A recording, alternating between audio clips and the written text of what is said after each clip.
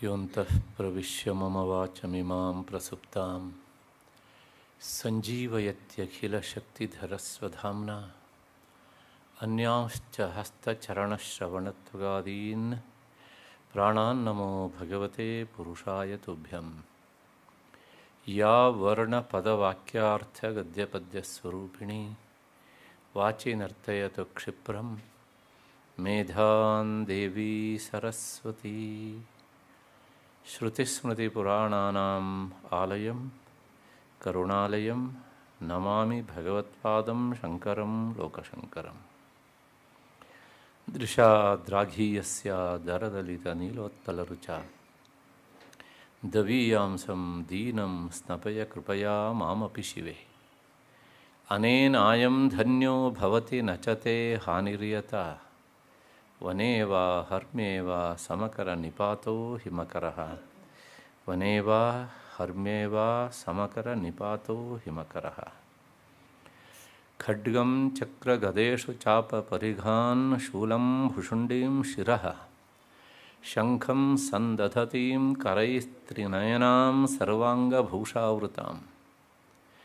ನೀಲಾಶ್ಮದ್ಯುತಿಂ ಆಸ್ಯಪಾದದಶಕಾಂ ಸೇವೆ ಮಹಾಕಾಲಿಕಾಂ. ಯಾಮಸ್ತೌ ಛಯಿತೆ ಹರೌ ಕಮಲಜೋ ಹಂತುಂ ಮಧುಂಕೈಟಭಂ. ನನ್ನ ಅಧ್ಯಾತ್ಮ ಬಂಧುಗಳೇ, ಹಿರಿಯರೇ, ಈ ಸರಣಿಯ ಪ್ರಾಯೋಜಕರಾಗಿ ಸಹಕರಿಸ್ತಾ ಇರುವಂತಹ ಬೇರೆ ಬೇರೆ ಪರಿವಾರದವರೇ, ನನ್ನ ಮತ್ತು ನಿಮ್ಮೆಲ್ಲರ ಬುದ್ಧಿ ಗುಹೆಯನ್ನು ಬೆಳಗ್ತಾ ಇರುವಂತಹ ಪರಬ್ರಹ್ಮ ಸ್ವರೂಪಿಣಿಯಾದ ಚಂಡಿಕಾ ಪರಮೇಶ್ವರಿ ಅನಂತ ಪ್ರಣಾಮಗಳನ್ನು ಸಲ್ಲಿಸಿ ಈ ದಿನದ ಚಿಂತನೆಗೆ ಮುಂದಾಗ್ತಾ ಇದ್ದೇನೆ.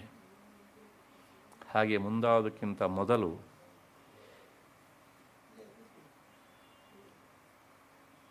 ಎರಡು ಶುಭಾಶಯಗಳನ್ನು ನಾನು ತಿಳಿಸಬೇಕಾದದ್ದೇ ಪ್ರಾರಂಭದಲ್ಲಿ. ಒಂದು, ನಿನ್ನೆ ಸಂಜೆಯಿಂದ ದಕ್ಷಿಣಾಯನ ಪ್ರಾರಂಭ ಆಗಿದೆ, ಅದರ ಆಚರಣೆ ಇವತ್ತಿನಿಂದ. ಹಾಗಾಗಿ ಆ ನಿಮಿತ್ತವಾದಂಥ ಒಂದು ಶುಭಾಶಯ ನಿಮಗೆ. ಅದರ ಜೊತೆಗೆ ಇವತ್ತು ಶಯನೀಯ ಏಕಾದಶಿ, ಕೆಲವು ಕಡೆಗೆ ಅದನ್ನು ಪ್ರಥಮ ಏಕಾದಶಿ ಅಂತಲೂ ಸಹ ಕರೀತಾರೆ. ಇದನ್ನು ಕೇಳಿ ಆದರೂ ಮತ್ತು ನಿಮ್ಮ ಸಂಶಯ ಬರ್ತದೆ, ಇದು ಪ್ರಥಮ ಏಕಾದಶಿ ಯಾರು, ದ್ವಿತೀಯ ಏಕಾದಶಿ ಯಾವುದು ಅಂತ. ಹಾಗೆಲ್ಲ, ಏಕೆಂದರೆ ಇನ್ನು ಈ ಎಲ್ಲ ಹಬ್ಬ ಹರಿದಿನಗಳ ಒಂದು ಸಾಲು ಪ್ರಾರಂಭ ಆಗುತ್ತೆ. ಅದಕ್ಕೆ ಇದು ಮೊದಲ ಏಕಾದಶಿ ಎನ್ನುವಂಥ ಅರ್ಥದ ಹಿನ್ನೆಲೆಯಲ್ಲಿ ಹಾಗೆ ಬಂದದ್ದು. ಮತ್ತು ಪುನಃ ಇನ್ನೂ ತುಂಬ ಏಕಾದಶಿಗಳು ಬರ್ತವೆ. ಇನ್ನು 4 ತಿಂಗಳ ಕಾಲ ನಮ್ಮ ಧಾರ್ಮಿಕ ಭಾವನೆ ಹಿನ್ನೆಲೆಯಲ್ಲಿ ಭಗವಂತ ವಿಶ್ರಾಂತಿಗೆ ಜಾರ್ತಾನೆ. ಹಾಗಾಗಿ ಅದರ ಹೆಸರೇ ಶಯನೀಯ ಏಕಾದಶಿ ಅಂತ. ಮುಂದೆ ಉತ್ಥಾನ ದ್ವಾದಶಿಗೆ ಅವನು ಹೇಳ್ತಾನೆ. ಪ್ರಾಯಶಃ ಇಂದು ನಮ್ಮ ಪಕ್ಕದ ರಾಜ್ಯವಾದಂಥ ಮಹಾರಾಷ್ಟ್ರದ ಪಂಢರಾಪುರದಲ್ಲಿ ಅದೇನು ವೈಭವ. ಪ್ರಾಯಶಃ ರಸ್ತೆಗಳು ಚಿಕ್ಕದಾಗ್ತವೆ, ದಾರಿಗಳು ಹಿಡಿಯೋದಿಲ್ಲ. ಅಷ್ಟರ ಮಟ್ಟಿಗೆ ಆ ಭಕ್ತಿಯ ಪ್ರವಾಹವನ್ನು ನಾವು ನೋಡಬೇಕು ಹೀಗೆ ಅಂತ. ಈ ಯಾತ್ರೆ ಶುರುವಾಗೋದು ಪ್ರಾಯಶಃ ಇವತ್ತಿಂದ ಅಲ್ಲ, ಯಾಕೆ ನಾನು ಪ್ರತ್ಯಕ್ಷ ನೋಡಿ ಬಂದಿದ್ದೇನೆ. 15 ದಿನಗಳ ಹಿಂದಿನಿಂದಲೇ ಈ ಯಾತ್ರೆ ಪ್ರಾರಂಭ ಆಗಿರುತ್ತೆ ಮಿನಿಮಮ್ ಹೀಗೆ ಅಂತ. ಹಾಗಾಗಿ ಏನಿದ್ರೂ ಸಹ ಆ ವೈಭವ ಅದು ಬೇರೆ. ಇಂತಹ ಸುಸಂದರ್ಭದಲ್ಲಿ ನಿಮಗೆಲ್ಲರಿಗೂ ಸಹ ಶುಭಾಶಯವನ್ನು ತಿಳಿಸ್ತಾ ಮತ್ತು ನೇರವಾಗಿ ಇಂದಿನ ವಿಷಯಕ್ಕೆ ಬರ್ತಾ ಇದ್ದೇನೆ. ನಿನ್ನೆ ದಿವಸ ಸ್ಥಾವರಂ ಜಂಗಮಂ ವಾಪಿ ಕೃತ್ರಿಮಂ ಚಾಪಿ ಯದ್ವಿಷಂ ಆಭಿಚಾರಾಣಿ ಸರ್ವಾಣಿ ಮಂತ್ರಯಂತ್ರಾಣಿ ಭೂತಲೆ ಎನ್ನುವಂತಹ ಈ ಎಲ್ಲ ಶಬ್ದಗಳ ಅರ್ಥವನ್ನು ಯಥಾಮತಿ ನೋಡಿದ್ದೇವೆ. ಅದರೊಳಗೆ 1-2 ಶಬ್ದ ಬಿಟ್ಟಿದೆ ಇದರೊಳಗೆ. ಅಂದರೆ ನಾವು ಫಲಶ್ರುತಿಯನ್ನು ಹೇಳ್ತಾ ಇದ್ದೇವೆ. ಕವಚವನ್ನು ನಿರಂತರವಾಗಿ ಓದುವವನಿಗೆ, ಪಠಿಸುವವನಿಗೆ, ಅದನ್ನೊಂದು ಉಪಾಸನಾ ಅಂತ ಸ್ವೀಕರಿಸುವವನಿಗೆ ಏನೆಲ್ಲ ಫಲಗಳಾಗ್ತವೆ ಅನ್ನೋದನ್ನು, ಆಭಿಚಾರಾಣಿ ಸರ್ವಾಣಿ, ಎಲ್ಲ ಥರದ ಆಭಿಚಾರ ಕ್ರಿಯೆಗಳು ಸಹ ಈ ಕವಚವನ್ನು ಪಠಿಸುವವನ ಹತ್ತಿರಕ್ಕೆ ಬಂದಾಗ ಅವು ದುರ್ಬಲವಾಗ್ತವೆ, ಕೆಲಸ ಮಾಡುವುದಿಲ್ಲ ಅಂತ. ಅದರ ಜೊತೆಗೆ ಮಂತ್ರ ಯಂತ್ರಾಣಿ, ಕೆಲವು ಇಂಥದ್ದಕ್ಕೆ ಅಂತಲೇ ವಿನಿಯೋಗ ಆಗುವಂಥ ಮಂತ್ರಗಳಿರ್ತವೆ. ಅಂಥ ಮಂತ್ರಗಳು ಸಹ ಇವನ ಹತ್ರ ಏನೂ ಕೆಲಸ ಮಾಡೋದಿಲ್ಲ, ಅಂದರೆ ಇವನ ವಿಷಯದಲ್ಲಿ. ಅದಾದಮೇಲೆ ಯಂತ್ರಗಳು, ಕೆಲವು ಇಂಥ ಯಂತ್ರಗಳನ್ನು ಸಹ ಹೂತಿಟ್ಟು ಅವರ ಮನೆಯ ಆವರಣದಲ್ಲಿ ಆವಾಗ ಅವರಿಗೆ ತೊಂದರೆ ಕೊಡುವಂತಹ ಕೆಲವೊಂದು ಕೆಟ್ಟ ವ್ಯವಸ್ಥೆಯೂ ಸಹ ಉಂಟು. ಇದು ಯಾವುದೂ ಸಹ ಕೆಲಸ ಮಾಡುವುದಿಲ್ಲ. ಕೆಲಸ ಮಾಡುವುದನ್ನು ಕೆಲಸ ಮಾಡೋದೇ ಇಲ್ಲ ಅಂತ ಅರ್ಥ ಅಲ್ಲ, ಅದು ಆದದ್ದಿದ್ದರೆ ಅವನ ಗಮನಕ್ಕೆ ಬಂದು ಅದಕ್ಕೆ ಪರಿಹಾರ ಆಗ್ತದೆ. ಅಷ್ಟರವರೆಗೂ ನಾವು ಅರ್ಥವನ್ನು ವ್ಯಾಪಿಸಿಕೊಂಡು ಹೇಳಬೇಕು. ಇಷ್ಟಾದ ಮೇಲೆ ಮತ್ತೆ ಮುಂದಿನದು ಭೂಚರಾ ಖೇಚರಾಶ್ಚೈವ ಜಲಜಾಶ್ಚೋಪದೇಶಿಕಾ ಸಹಜಾ ಕುಲಜಾಮಾಲಾ ಡಾಕಿನಿ ಶಾಕಿನಿ ತಥಾ. ಇದು 45ನೆಯ ಶ್ಲೋಕ. ಈ ಶ್ಲೋಕಕ್ಕೆ ಅರ್ಥವನ್ನು ಹೇಳಬೇಕು. ಏನು ಹೇಳಬೇಕು ಅಂದರೆ, ಭೂಚರಾಹ ಇವಿಷ್ಟುಗಳಿಂದಲೂ ಸಹ ಅವನಿಗೆ ತೊಂದರೆ ಆಗೋದಿಲ್ಲ. ಒಂದು ಸ್ಥಳದಲ್ಲಿ ಅಂದರೆ ಭೂಮಿಯ ಮೇಲೆ ಸಂಚರಿಸುವಂತಹ ಪ್ರಾಣಿಗಳಿಂದ ಅಂತ. ಖೇಚರಾಹ ಆಕಾಶದಲ್ಲಿ ಸಂಚರಿಸುವಂತಹ ಪ್ರಾಣಿಗಳಿಂದ ಅಂದರೆ ಪಕ್ಷಿಗಳಿಂದ. ಅದಾದಮೇಲೆ ಜಲಜಾಹ ನೀರಿನಲ್ಲಿ ಹುಟ್ಟಿ ಸಂಚರಿಸುವಂತಹ ಪ್ರಾಣಿಗಳಿಂದಲೂ ಅವನಿಗೆ ಏನೂ ತೊಂದರೆ ಆಗೋದಿಲ್ಲ. ಅದಾದಮೇಲೆ ಮತ್ತೆ ಶಬ್ದ ಉಂಟು ಅಲ್ಲಿ ಉಪದೇಶಿಕಾ ಅಂತ. ಉಪದೇಶಿಕ ಅಂದರೆ ಈ ಒಂದು ವಾಮಾಚಾರದ ವಿಧಿಯಲ್ಲಿ ಅಂದರೆ ಕೃತ್ಯ ಅಂತ ಕರೀತಾರೆ ಅದನ್ನು. ಇದಕ್ಕೆ ನೇರವಾದಂಥ ಉದಾಹರಣೆ ಭಾಗವತದ 9ನೆಯ ಸ್ಕಂಧದಲ್ಲಿ ಒಂದು ಪ್ರಸಂಗ ಬರ್ತದೆ. ದೂರ್ವಾಸರು ಪರೀಕ್ಷೆಗೆ ಹೋಗ್ತಾರೆ. ಆ ಸಂದರ್ಭದಲ್ಲಿ ಆ ಭಕ್ತ ಶಿರೋಮಣಿಯ ಮೇಲೆ ಒಂದು ಕೃತ್ಯ, ಒಂದು ದೇವತೆಯನ್ನು ಅವರು ಅವನತ್ತ ಕಳಿಸ್ತಾರೆ. ಹೋಗಿ ಅವನಿಗೆ ಹೀಗೆ ನೀನು ತೊಂದರೆಯನ್ನು ಕೊಡು ಅಂತ. ಅಂದರೆ ತಾತ್ಪರ್ಯ ಇಷ್ಟೇ, ಇವನ ಉಪದೇಶವನ್ನು ಅಂದರೆ ಮಾಂತ್ರಿಕನ ಉಪದೇಶವನ್ನು ಕೇಳಿಕೊಂಡು ಹೋಗಿ ಆ ಮನುಷ್ಯನಿಗೆ ತೊಂದರೆಯನ್ನು ಕೊಡುವಂಥ ಒಂದು ಶಕ್ತಿಗೆ ಉಪದೇಶಿಕಾ ಅಂತ ಹೆಸರು. ಇಂತಹ ಆ ಉಪದೇಶಿಕ ಶಕ್ತಿಗಳು ಸಹ ಅಲ್ಲಿ ಕೆಲಸವನ್ನು ಮಾಡುವುದಿಲ್ಲ. ಆಯಿತು, ಎಷ್ಟಾಯಿತು ಅಲ್ಲಿಗೆ? ಮತ್ತೆ ಸಹಜಾಹ, ಇವನ ತಪ್ಪಿನಿಂದಾಗಿ ಇವನ ಈ ಜನ್ಮದಿಂದಲ್ಲ, ಹಿಂದಿನ ಜನ್ಮದಲ್ಲಿ ಮಾಡಿದ ತಪ್ಪಿನಿಂದಾಗಿ ಇವನಿಗೆ ಸಹಜವಾಗಿ ಕೆಲವು ತೊಡಕುಗಳು ಉಂಟಾಗ್ತವೆ. ಉದಾಹರಣೆ ನಮ್ಮಲ್ಲಿ ಈ ಬಾಲಗ್ರಹಾದಿಗಳು ಅಂತೆಲ್ಲ ಹೇಳ್ತಾರೆ. ಅವೆಲ್ಲ ಅವನೇನು ಪ್ರಪಂಚಕ್ಕೆ ಬಂದ ಮೇಲೆ ಮಾಡಿದ್ದಲ್ಲ, ಬೈ ಬರ್ತ್ ಬಂದಿರ್ತವೆ. ಇಂತಹ ಬಾಲಗ್ರಹಾದಿ ದೋಷಗಳು ಮತ್ತು ಕುಲಜಾಹ, ಇವರ ಕುಲದಲ್ಲಿ ಯಾರಾದರೂ ಏನಾದರೂ ವ್ಯತ್ಯಾಸ ಮಾಡಿದ್ದ ಪಕ್ಷದಲ್ಲಿ ಅದರಿಂದ ಉಂಟಾಗುವಂಥ ತೊಂದರೆಗಳು ಕುಲಜಾಹ. ಮಾಲಾಹ ಅಂದರೆ ಇವುಗಳ ಸಮೂಹ ಅಂತ ಅರ್ಥ. ಅದರ ಜೊತೆಗೆ ಶಾಕಿನಿ ಮತ್ತು ಡಾಕಿನಿ ಅಂತ, ಇವೆಲ್ಲ ಕ್ಷುದ್ರ ಶಕ್ತಿಗಳು. ಈ ಯಾವ ಶಕ್ತಿಗಳಿಂದಲೂ ಸಹ ಈತನಿಗೆ ತೊಂದರೆಯಾಗುವುದಿಲ್ಲ. ಅದಾದಮೇಲೆ ಅಂತರಿಕ್ಷಚರಾಘೋರಾಹ, ಅಂತರಿಕ್ಷದಲ್ಲಿ ಸಂಚರಿಸುವಂಥ ಘೋರವಾದಂತಹ ಡಾಕಿನ್ಯಶ್ಚ, ಡಾಕಿನಿಯರು. ಅದಾದಮೇಲೆ ಮಹಾಬಲಾಹ, ಅತ್ಯಂತ ಶಕ್ತಿಶಾಲಿ ಅಂತ. ಇದು ಸಹ ಡಾಕಿನಿಯೂ ಸಹ ಒಬ್ಬಾಕೆ ಕ್ಷುದ್ರ ದೇವತೆ. ಅಂತಹ ಡಾಕಿನಿಯರ ಒಂದು ಪ್ರಭಾವವೂ ಸಹ ಇವನ ಮೇಲೆ ಪ್ರಭಾವ ಬೀರುವುದಿಲ್ಲ. ಮತ್ತು ಗ್ರಹಭೂತ ಪಿಶಾಚಾಶ್ಚ, ಗ್ರಹಭೂತ ಅಂದರೆ ನವಗ್ರಹಗಳಿಗೆ ಸಂಬಂಧಪಟ್ಟಂಥವುಗಳು. ಮತ್ತು ಭೂತ ಅಂದರೆ ಹರನ ಗಣದಲ್ಲಿರುವಂಥ ಭೂತ ಪ್ರೇತಾದಿತ್ಯ ಹೇಳ್ತೇವಲ್ಲ ನಾವು, ಅಂಥವುಗಳು. ಪಿಶಾಚಾಶ್ಚ, ಪಿಶಾಚಾಶ್ಚ ಅಂದರೆ ಅವು ಪಿಶಿತಾ, ಯಾವಾಗಲೂ ಸಹ ಹಸಿವಿನಲ್ಲೇ ಇರುತ್ತವೆ ಅವು. ಹಾಗಾಗಿ ಪಿಶಾಚ ಅಂತಲೇ ಹೇಳಬೇಕು, ಪಿಚಾಶಿಗಳು ಅಂತ ಹೇಳಬಾರ್ದು ಅಂತ. ಒಬ್ಬ ಪ್ರಸಿದ್ಧ ಟಿ ವಿಯ ಒಬ್ಬರು ವಾರ್ತೆಯನ್ನು ಹೇಳೋರು ಅದನ್ನು ಹಾಗೆ ಹೇಳೋದು ಹೀಗೆ ಅಂತ. ಹಾಗಾಗಿ ಪಿಚಾಶ ಅಲ್ಲ, ಪಿಶಾಚಾಹ ಅಂತ. ಪಿಶಾಚ ಅನ್ನೋದಕ್ಕೆ ಅರ್ಥ ಏನಂದರೆ ಪಿಶಿತಾಶ. ಪಿಶಿತ ಅಂದರೆ ಹಸಿವು, ತಿನ್ನೋದಕ್ಕೆ ಇಷ್ಟಪಡ್ತಾರೆ ಹೇಗೆ ಅಂತ. ಹಾಗಾಗಿ ಪಿಶಿತಾಶ್ಚ ಅಂತಲೇ ಅದಕ್ಕೆ ವಿವರಣೆ. ಇಂಥವರು ಮತ್ತು ಯಕ್ಷರು, ಯಕ್ಷರು ಅಂದರೆ ಕುಬೇರನ ಅನುಯಾಯಿಗಳು. ಅದಾದಮೇಲೆ ಗಂಧರ್ವರು, ಇವರೆಲ್ಲ ದೇವಲೋಕದ ಗಾಯಕರು, ಇವರು ಕೆಲಸ ತೊಂದರೆ ಕೊಡ್ತಾರಂತೆ ನೋಡಿ ಹೀಗೆ ಅಂತ. ಮತ್ತು ರಾಕ್ಷಸಾಹ, ಇವ್ರು ಗೊತ್ತು ನಿಮಗೆ, ಲಂಕೆಯಲ್ಲಿರುವವರು ಅಂಥವರೆಲ್ಲ. ಮತ್ತು ಬ್ರಹ್ಮರಾಕ್ಷಸವೇತಾಲಾಹ ಕೂಷ್ಮಾಂಡಾ ಭೈರವಾದಯ ನಶ್ಯಂತಿ ದರ್ಶನಾತ್ ತಸ್ಯ ಕವಚೇ ಹೃದಯ ಸಂಸ್ಥಿತೇ.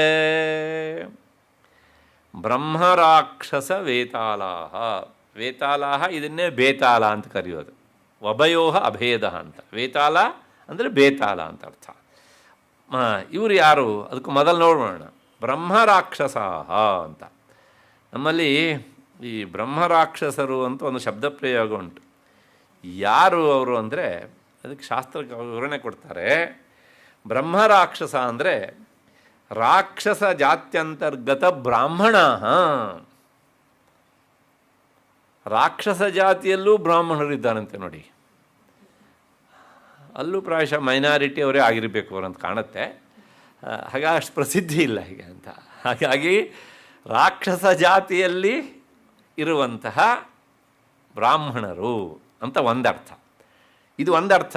ಇದಕ್ಕೆ ಎರಡನೇ ಅರ್ಥ ಉಂಟು ಮತ್ತೊಂದು ಏನು, ಅಥವಾ ರಾಕ್ಷಸತ್ವಂ ಪ್ರಾಪ್ತಾ ಬ್ರಾಹ್ಮಣ, ರಾಕ್ಷಸ ಸ್ವಭಾವವನ್ನು ಮೈಗೂಡಿಸಿಕೊಂಡಂಥ ಬ್ರಾಹ್ಮಣರು. ಅದೇನು ಆಶ್ಚರ್ಯ ಪಡುವ ಅವಶ್ಯಕತೆ ಇಲ್ಲ. ಸ್ವತಃ ರಾವಣನೇ ಹಾಗಿದ್ದ. ಜಾತಿಯಲ್ಲಿ ಅವನು ಬ್ರಾಹ್ಮಣ, ಆದರೆ ಅವನ ಬದುಕಿನ ವಿಧಿವಿಧಾನ ರಾಕ್ಷಸರನ್ನು ಮೀರಿಸುವ ಹಾಗೆ ಇತ್ತು. ಅಷ್ಟು ಹಿನ್ನೆಲೆಯಲ್ಲಿ ಈ ಬ್ರಹ್ಮರಾಕ್ಷಸರು ಮತ್ತು ವೇತಾಳ, ವೇತಾಳ ಅಂದರೆ ಈ ಹತ್ತತ್ರ ಈ ಪಿಶಾಚಿಗೆ ಹತ್ತಿರ, ಇವೆಲ್ಲ ತಮ್ಮ ಗುರಿಯನ್ನು ಸೇರದೇ ಇರುವಂತಹ ಅತೃಪ್ತಾತ್ಮರು. ಇದು ಗೊತ್ತಿರಬೇಕು ನಮಗೆ. ಡೆಸ್ಟಿನೇಷನನ್ನು ಸೇರಿರೋದಿಲ್ಲ, ಆ ಮಧ್ಯದಲ್ಲಿ ಅಂತರಾಲ ಸ್ಥಿತಿಯಲ್ಲಿ ಚಡಪಡಿಸ್ತಾ ಇರ್ತಾರೆ. ಅಂಥವ್ರನ್ನ ಪಿಶಾಚ, ವೇತಾಳ ಈ ಎಲ್ಲ ಶಬ್ದಗಳಿಂದ ಶಾಸ್ತ್ರ ಕರೆಯುತ್ತೆ. ಅದರ ಜೊತೆಗೆ ಇನ್ನೊಂದು ಗುಂಪುಂಡು, ಕೂಷ್ಮಾಂಡ ಭೈರವಾದಯ. ಈ ಕೂಷ್ಮಾಂಡ ಎನ್ನುವಂಥದ್ದು ಸಹ ಆ ವಾಮಾಚಾರದಲ್ಲಿ ಬರುವಂಥ ಒಂದು ಶಕ್ತಿ, ದೇವಿಯ ಒಂದು ಕ್ಷುದ್ರ ಅಂಶ ಅದು. ಮತ್ತು ಭೈರವ, ಭೈರವ ಅಂದರೆ ಶಿವ, ಅವನಿಗೆ ಸಂಬಂಧಪಟ್ಟಂಥ ಶಕ್ತಿಗಳು. ಹರನ ಗಣದಲ್ಲಿ ಇಂಥವ್ರು ಬೇಕಷ್ಟು ಜನ ಇದ್ದಾರೆ ಅಂತ. ಇವರೆಲ್ಲರೂ ಸಹ ನಶ್ಯಂತಿ, ನಾಶವಾಗಿ ಹೋಗ್ತಾರೆ. ಹೇಗೆ ಕೇಳಿದರೆ, ದರ್ಶನಾತ್ತಸ್ಯ ಕವಚೇ ಹೃದಯ ಸಂಸ್ಥಿತೆ. ಯಾವನ ಹೃದಯದಲ್ಲಿ ಮನಸ್ಸಿನಲ್ಲಿ ನಿರಂತರ ಈ ಕವಚ ಸ್ತೋತ್ರ ಅನುರಣನ ಆಗ್ತಾ ಇರ್ತದೆಯೋ ಅವನನ್ನು ನೋಡಿದ ಮಾತ್ರದಿಂದಲೇ ಇವರೆಲ್ಲರೂ ಸಹ ನಶ್ಯಂತಿ. ಅಷ್ಟರ ಮಟ್ಟಿಗೆ ಇದಕ್ಕೆ ಪ್ರಭಾವ ಉಂಟು. ಆಯಿತು, ಮುಂದಕ್ಕೆ ಹೋಗೋಣ. ಇದೆಲ್ಲ ಸರಿ, ಸಾಮಾನ್ಯ ಜನರಿಗಾಯಿತು. ಒಬ್ಬ ಕ್ಷತ್ರಿಯ ಇದ್ದಾನೆ, ರಾಜ, ಅವನಿಗೇನಾದರೂ ವಿಶೇಷ ಫಲ ಉಂಟೋ ಅಂತ. ಯಾಕೆಂದರೆ ನಮ್ಮಲ್ಲಿ ಸಹಜವಾಗಿ ಇಂಥ ಒಂದು ಬಯಕೆ ಇರ್ತದೆ. ಅಂದರೆ ಅಲ್ಲಿ ಅವರಿಗೆ ಹೇಳಿದ್ರಿ, ಪುರುಷರಿಗೆ ಹೇಳಿದ್ರಿ, ಸ್ತ್ರೀಯರಿಗೆ ಏನಾದ್ರು ಇದೆಯೋ ಪ್ರಯೋಜನ, ಅಥವಾ ಸ್ತ್ರೀಯರಿಗೆ ಹೇಳಿದ್ರಿ ಪುರುಷರಿಗೆ ಇದೆಯಾ ಅಂತ ಅವ್ರು ಕೇಳ್ತಾರೆ. ಹೀಗೆ ಅಂತ ಸಹಜ, ಲೋಕದ ಜನರು ಹೀಗೆ ಕೇಳುವಂಥದ್ದು. ಹೀಗೆ ಕ್ಷತ್ರಿಯ ರಾಜನೊಬ್ಬ ಈ ಕವಚವನ್ನು ವ್ರತವನ್ನಾಗಿ ಸ್ವೀಕರಿಸಿ ಪಠಿಸ್ತಾ ಇದ್ದರೆ ಅವನಿಗೇನು ಫಲ ಅಂತ ಒಂದು ಪ್ರಶ್ನೆ. ಅದಕ್ಕೆ ಉತ್ತರ ಹೇಳುತ್ತೆ, ಮಾನೋನ್ನತಿರ್ಭವೇದ್ರಾಜ್ಞ. ಶಬ್ದ ನೋಡಿ, ರಾಜ್ಞ ಅಂತ ಉಂಟಲ್ಲಿ. ತೇಜೋವೃದ್ಧಿಕರಂ ಪರಂ ಯಶಸಾ ವರ್ಧತೆ ಸೋಪಿ ಕೀರ್ತಿಮಂಡಿತ ಭೂತಲೇ. ಅವನಿಗೆ ಏನಾಗ್ತದೆ ಅಂದರೆ ಮಾನೋನ್ನತಿ, ಅಂದರೆ ಉತ್ಕರ್ಷ ಅತಿಶಯ. ದಿನದಿಂದ ದಿನಕ್ಕೆ ಹಿ ವಿಲ್ ಕಮ್ ಅಪ್, ಮೇಲಕ್ಕೆ ಬರ್ತಾನೆ ಅಂತ ಆಯಿತು. ಅದಾದಮೇಲೆ ಅವನ ತೇಜಸ್ಸು ವಿಪುಲವಾಗಿ ಬೆಳೀತದೆ, ಕಾಂತಿ, ಮತ್ತು ಅವನ ಯಶಸ್ಸು ಹೆಚ್ಚುತ್ತದೆ. ಆತ ಕೀರ್ತಿಯಿಂದ ಶೋಭಿಸ್ತಾ ಇರ್ತಾನೆ. ನಿನ್ನೆ ಹೇಳಿದ್ದೇನೆ, ಕೀರ್ತಿ ಬೇರೆ, ಯಶಸ್ಸು ಬೇರೆ ಅಂತ. ದಾನಾದಿಗಳಿಂದ ಬರುವಂತಹದ್ದು ಕೀರ್ತಿ, ಶೌರ್ಯಾದಿಗಳಿಂದ ಬರುವಂತಹದ್ದು ಯಶಸ್ಸು. ಹೀಗೆ ಅವನ ದಾನ ಮತ್ತು ಯಶಸ್ಸು ಇವೆರಡೂ ಸಹ ಏನಾಗ್ತವೆ, ಈ ಭೂಮಂಡಲದಲ್ಲಿ ವಿಜೃಂಭಿಸ್ತವೆ. ಅಂದರೆ ಅಷ್ಟರ ಮಟ್ಟಿಗೆ ಅವನ ಯಶಸ್ಸು ಕೀರ್ತಿಯನ್ನು ಎಲ್ಲರೂ ಸಹ ಕೊಂಡಾಡ್ತಾರೆ ಅಂತ. ಇಷ್ಟಾದ ಮೇಲೆ ಈ ಒಂದು ಪ್ರಶ್ನೆ, ಈ ಸ್ತೋತ್ರ ಎನ್ನುವಂಥದ್ದು ಇದೊಂದು ಸ್ವತಂತ್ರವಾದ ಸ್ತೋತ್ರವೋ ಅಥವಾ ಇನ್ನಾವುದಕ್ಕೋ ಅಂಗವಾಗಿ ಇದೆಯೋ ಅಂತ. ಅಂಗವಾಗಿದೆಯೋ ಅಂದರೆ ಒಂದು ಪ್ರಧಾನವಾಗಿರ್ತದೆ, ಇನ್ನೊಂದು ಅಪ್ರಧಾನವಾಗಿರ್ತದೆ. ಪ್ರಧಾನವಾದದ್ದಕ್ಕೆ ಅಂಗಿ ಅಂತ ಹೆಸರು, ಇದಲ್ಲ. ಅಂಗ ಅಂದರೆ ಅದು ಅಪ್ರಧಾನವಾದದ್ದು. ಆ ಅಂಗ ಅನ್ನೋದು ಯಾವಾಗಲೂ ಅಂಗಿಗೆ ಸೇರಿರುತ್ತದೆ. ಅಂದರೆ ಅಪ್ರಧಾನವಾದದ್ದು ಯಾವಾಗಲೂ ಪ್ರಧಾನವಾದಕ್ಕೆ ಸೇರಿರ್ತದೆ. ಸ್ಪಷ್ಟವಾಗಿ ಅರ್ಥ ಆಗೋದಕ್ಕೆ ಒಂದು ಉದಾಹರಣೆ ಕೊಟ್ಬಿಡ್ತೇನೆ. ಇಲ್ಲೊಂದು ಎತ್ತಿದೆ, ಆ ಎತ್ತಿನ ಎಂಟೈರ್ ದೇಹ ಅದು ಪ್ರಧಾನ, ಅದರ ಬಾಲ ಇದೆಯಲ್ಲ ಅದು ಅಪ್ರಧಾನ. ಅಂದರೆ ಆ ಇಡೀ ಬಾಡಿ ಬಾಲವನ್ನು ಬಿಟ್ಟು ಅದು ಅಂಗಿ, ಬಾಲ ಅಂಗ. ಅದೇ ಆಗಬೇಕು ಅಂತಿಲ್ಲ, ಸ್ಪಷ್ಟವಾಗಿ ಅರ್ಥ ಆಗುತ್ತೆ ಅಂತ ಹೇಳಿದ್ದೇನೆ ಹಾಗೆ ಅಂತ. ಹೀಗೆ ಈ ಸ್ತೋತ್ರ ಸ್ವತಂತ್ರವಾದದ್ದು ಅಥವಾ ಇನ್ಯಾವುದಕ್ಕೂ ಅಧೀನವಾಗಿ ಅಂಗವಾಗಿ ಇದೆಯೋ ಅನ್ನೋದು ಮೂಲಭೂತವಾದಂಥ ಪ್ರಶ್ನೆ. ಎರಡೂ ಉಂಟು. ಇದು ಸ್ವತಂತ್ರವಾಗಿಯೂ ಹೇಳಬಹುದು, ಆದರೆ ಇದರ ಅಂಗಿಯಾದಂತಹ ಮುಂದೆ 700 ಶ್ಲೋಕಗಳ ಪ್ರಧಾನವಾದಂತಹ ಗ್ರಂಥ ಭಾಗ ಬರ್ತದೆ, 3 ಚರಿತ್ರೆಗಳನ್ನು ಒಳಗೊಂಡಂಥದ್ದು. ಅದು ಅಂಗಿ, ಅದು ಪ್ರಧಾನ. ಅದಕ್ಕೆ ಇದು ಅಂಗ, ಇದು ಅಪ್ರಧಾನ. ಆದ್ದರಿಂದ ಯಾರು ಅದನ್ನು ಓದಬೇಕು ಅಂತ ಬಯಸ್ತಾರೋ ಅವರು ಅದನ್ನು ಓದೋದಕ್ಕಿಂತ ಮೊದಲು ಇದನ್ನು ಓದಬೇಕು. ಇಲ್ಲ, ನಾವು ಓದಬೇಕು ಅಂತ ಬಯಸ್ತೇನೆ, ಇದು ಹೇಗೂ ಅಷ್ಟು ಇಂಪಾರ್ಟೆಂಟ್ ಅಲ್ಲ ಅಲ್ವಾ, ನೀವೇ ಹೇಳಿದ್ರಲ್ಲ ಅಂಗ ಅಂತ. ಅಂದರೆ ಅಷ್ಟು ಇಮ್ಮಟೀರಿಯಲ್ ಅಂತ ಅರ್ಥ. ಅದು ತುಂಬ ಇಂಪಾರ್ಟೆಂಟು, ಆಗ ಅದನ್ನು ಓದ್ಕೊಂಡು ಇದನ್ನು ಓದ್ತೇನೆ ಅಂದರೆ ಅದು ವ್ಯವಸ್ಥೆನೇ ಹಾಗೆ. ನೇರ ನೋಡಿ, ನಂದಲ್ಲ ಶಬ್ದದಲ್ಲಿ ಉಂಟು, ಜಪೇತ್ ಸಪ್ತಶತೀಂ ಚಂಡೀಂ ಕೃತ್ವಾತು ಕವಚಂ ಪುರ. ಪುರ ಅಂದರೆ ಮೊದಲು ಅಂತ ಅರ್ಥ. ಮೊದಲು ಈ ಕವಚವನ್ನು ಓದಬೇಕು, ಅದಾದಮೇಲೆ ಚಂಡೀಂ ಸಪ್ತಶತೀಂ, ಅದಾದಮೇಲೆ 100 ಶ್ಲೋಕಗಳನ್ನು ಒಳಗೊಂಡಂತಹ ಪ್ರಧಾನ ಭಾಗವಾದಂಥ ಆ ಚರಿತ್ರತ್ರಯವನ್ನು ವಾಚನ ಮಾಡಬೇಕು, ಪಠಿಸಬೇಕು, ಪಾರಾಯಣ ಮಾಡಬೇಕು. ಇದು ಕ್ರಮ. ಹಾಗೆ ಮಾಡಿದರೆ ಏನಾಗತ್ತೆ? ನಮ್ಮಲ್ಲಿ ಎಲ್ಲದಕ್ಕೂ ಒಂದು ಅಡ್ಡ ಪ್ರಶ್ನೆ ಇರ್ತದೆ ಸಾಮಾನ್ಯ. ಏತಿ ಅಂದರೆ ಪ್ರೀತಿ ಹೇಳೋರು ಇರ್ತಾರಲ್ಲ ಕೆಲವು ಜನ, ಹಾಗೆ ಅದಕ್ಕೆ ಉತ್ತರ ಹೇಳ್ತಾರೆ, ಯಾವದ್ ಭೂಮಂಡಲಂ ಧತ್ತೆ ಸಶೈಲ ವನಕಾನನಂ. ಎಲ್ಲಿಯವರೆಗೆ ಶೈಲ ಅಂದರೆ ಪರ್ವತ, ವನ ಕಾಡು, ಕಾನನ ಇನ್ನೂ ಚಿಕ್ಕಾದಂಥದ್ದು, ಉಪವನ, ವನ ಅಂದರೆ ಉಪವನ ಅಂತ ಅಂದ್ಕೊಳ್ಳೋಣ, ಕಾನನ ಅಂದರೆ ಕಾಡು, ದಟ್ಟವಾದಂಥ ಕಾಡು. ಹೀಗೆ ಪರ್ವತ, ಕಾಡು, ಉಪವನ ಎಲ್ಲಿಯವರೆಗೆ ಈ ಭೂಮಂಡಲದಲ್ಲಿ ಇರ್ತವೋ ಅಲ್ಲಿಯವರೆಗೆ ತಾವತ್ತಿಷ್ಠತಿ ಮೇದಿನ್ಯಾಂ ಸಂತತಿ ಪುತ್ರ ಪೌತ್ರಿಕಿ. ಈ ಕ್ರಮವನ್ನು ಅನುಸರಿಸಿ ಇದನ್ನು ಪಠಿಸುವವನ ಸಂತತಿ ಅಲ್ಲಿಯವರೆಗಿರ್ತದೆ ಅಂತ. ತಾವತ್ತಿಷ್ಠತಿ ಮೇದಿನ್ಯಾಂ ಅಂದರೆ ಭೂಮಿ, ಭೂಮಿಯಲ್ಲಿ ಅಲ್ಲಿಯವರೆಗೂ ಸಹ ಅವನ ಸಂತತಿ ಇರ್ತದೆ. ಮತ್ತು ದೇಹಾಂತೆ ಪರಮಂ ಸ್ಥಾನಂ, ಇದೆಲ್ಲ ಅವನ ಸಂತತಿಗಾಯಿತು. ಅವನಿಗೇನ್ರಿಗೆ ಲಾಭ ಬಂತು? ಪಠಿಸುವವನಿಗೆ. ಅಂದರೆ ಅವನು ಈ ದೇಹ ಬಿಟ್ಟ ಮೇಲೆ ಸುರೈರಪಿ ದುರ್ಲಭಂ ಯತ್ ಸ್ಥಾನಂ, ದೇವತೆಗಳಿಗೂ ಸಹ ದುರ್ಲಭವಾದಂಥ ಸ್ಥಾನವನ್ನು ಆತ ಪ್ರಾಪ್ನೋತಿ, ಪಡೆದುಕೊಳ್ಳುತ್ತಾನೆ. ಪುರುಷ ನಿತ್ಯಂ, ಯಾವಾಗಲೂ ಅಂಥ ಮನುಷ್ಯ ಯಾರಿಂದಾಗ ಪಡಿತಾನೆ ಕೇಳಿದರೆ ಮಹಾಮಾಯಾ ಪ್ರಸಾದತಃ.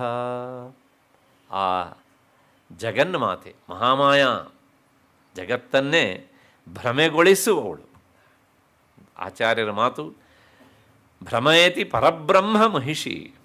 ಹಾಗಾಗಿ ಆ ಪರಬ್ರಹ್ಮ ಮಹಿಷಿ ಜಗನ್ಮಾತೆಯ ಒಂದು ಪ್ರಸಾದದಿಂದ ಆತ ದೇಹ ಬಿಟ್ಟ ಮೇಲೆ ದೇವತೆಗಳಿಗೂ ದುರ್ಲಭವಾದಂತಹ ಒಂದು ಸ್ಥಾನವನ್ನು ಪಡೀತಾನೆ ಅಂತ. ಇಲ್ಲೆಲ್ಲ ನಾವು ಇದನ್ನು ತೀರಾ ಆಸಕ್ತರು ಹೀಗೆ ತೆಗೆದುಕೊಳ್ಬಹುದು. ಸ್ವಲ್ಪ ಕಡಿಮೆ ಇರುವವರು ಕಾರಣ ಇಷ್ಟೇ, ಇದರೊಳಗೆ ನಮಗೆ ಪ್ರವೃತ್ತಿ ಆಗಲಿ. ನಿನ್ನೆ ದಿವಸ ನಾನು ಹೇಳಿದ್ದೇನಲ್ಲ, ಆ ಹಿನ್ನೆಲೆಯಲ್ಲಿ ಅದನ್ನು ಹೇಳಿದ್ದು ಅಂತ ಭಾವಿಸಿಕೊಂಡು ಒಟ್ಟಾರೆ ನಾವು ಇದರಲ್ಲಿ ತೊಡಗಿಕೊಳ್ಳಬೇಕು, ಅದರಿಂದ ನಮಗೆ ಶ್ರೇಯಸ್ಸು ಎನ್ನುವುದು ಈ ಫಲಶ್ರುತಿಯ ಒಂದು ತಾತ್ಪರ್ಯ. ಇಲ್ಲೊಂದು ಶಬ್ದ ಉಂಟು, ನಾನು ಶಬ್ದ ಹೇಳ್ಬಿಟ್ಟೆ, ಅಲ್ಲಿ ನೇರ ಇಲ್ಲ, ಜಗನ್ಮಾತೆಯ ಪ್ರಸಾದದಿಂದ ಅಂತ. ನಮ್ಮಲ್ಲಿ ಕೆಲವು ಜನರಿಗೆ ಎಲ್ಲವನ್ನು ಇಂಗ್ಲೀಷಲ್ಲಿ ಹೇಳುವ ಚಟ. ಅವ್ರಿಗೆ ಜಗನ್ಮಾತೆ ಅಂದರೆ ಹೇಳಿದ್ರೆ ಸಮಾಧಾನ ಆಗೋದಿಲ್ಲ. ಯಾವುದೇ ಜಗದಂಬ, ಜಗನ್ಮಾತೆ, ಮಹಾಮಾಯ ಹೇಳೋ ಸಮಾಧಾನ, ಅದನ್ನು ಇಂಗ್ಲೀಷಲ್ಲೇ ಹೇಳಬೇಕು. ಯೂನಿವರ್ಸಲ್ ಮದರ್ ಅಂತ. ಏನು ಸಾಯ್ತೀರ ಇದಕ್ಕೆ, ಇಷ್ಟಕ್ಕೆ ನಿಂತರೂ ಪರವಾಗಿರಲಿಲ್ಲ. ಇನ್ನೊಬ್ಬ ಬುದ್ಧಿವಂತ ಹೇಳಿದಂತೆ, ಅದು ಚೆನ್ನಾಗಿಲ್ಲ, ಯೂನಿವರ್ಸಲ್ ಮಮ್ಮಿ ಅಂತ ಹೇಳಬೇಕು ಅಂತ. ಏನು ಗ್ರಹಚಾರ! ಇಂಥವ್ರಿಗೆ ಈ ಸಂಸ್ಕಾರ ಬರ್ತದೆ. ಯಾಕಂದರೆ ಯಾರು ಮನೆಯಲ್ಲಿ ಜನ್ಮ ಕೊಟ್ಟ ತಾಯಿಗೆ ಅಮ್ಮ ಅಂತ ಹೇಳಿದೆ ಅವಳಿಗೆ ಮಮ್ಮಿ ಅಂತ ಹೇಳ್ತಾರೋ ಅವ್ರಿಗೆ ಇಂಥದ್ದೆಲ್ಲ ಹೊಡೆಯುತ್ತೆ ಬಹಳ ಬೇಗ. ಮಮ್ಮಿ ಅಂದರೆ ನಾನೇ ಏನೂ ಹೇಳಬೇಕಾದ್ದಿಲ್ಲ. ಹೂತಿಟ್ಟಂತಹ ಹೆಣಕ್ಕೆ ಅದು ಆ ದೇಶದಲ್ಲಿ ವಿಶೇಷವಾಗಿ ಅಲ್ವಾ, ಅದಕ್ಕೆ ಏನಂತ ಹೆಸರು? ಮಮ್ಮಿ ಅಂತ.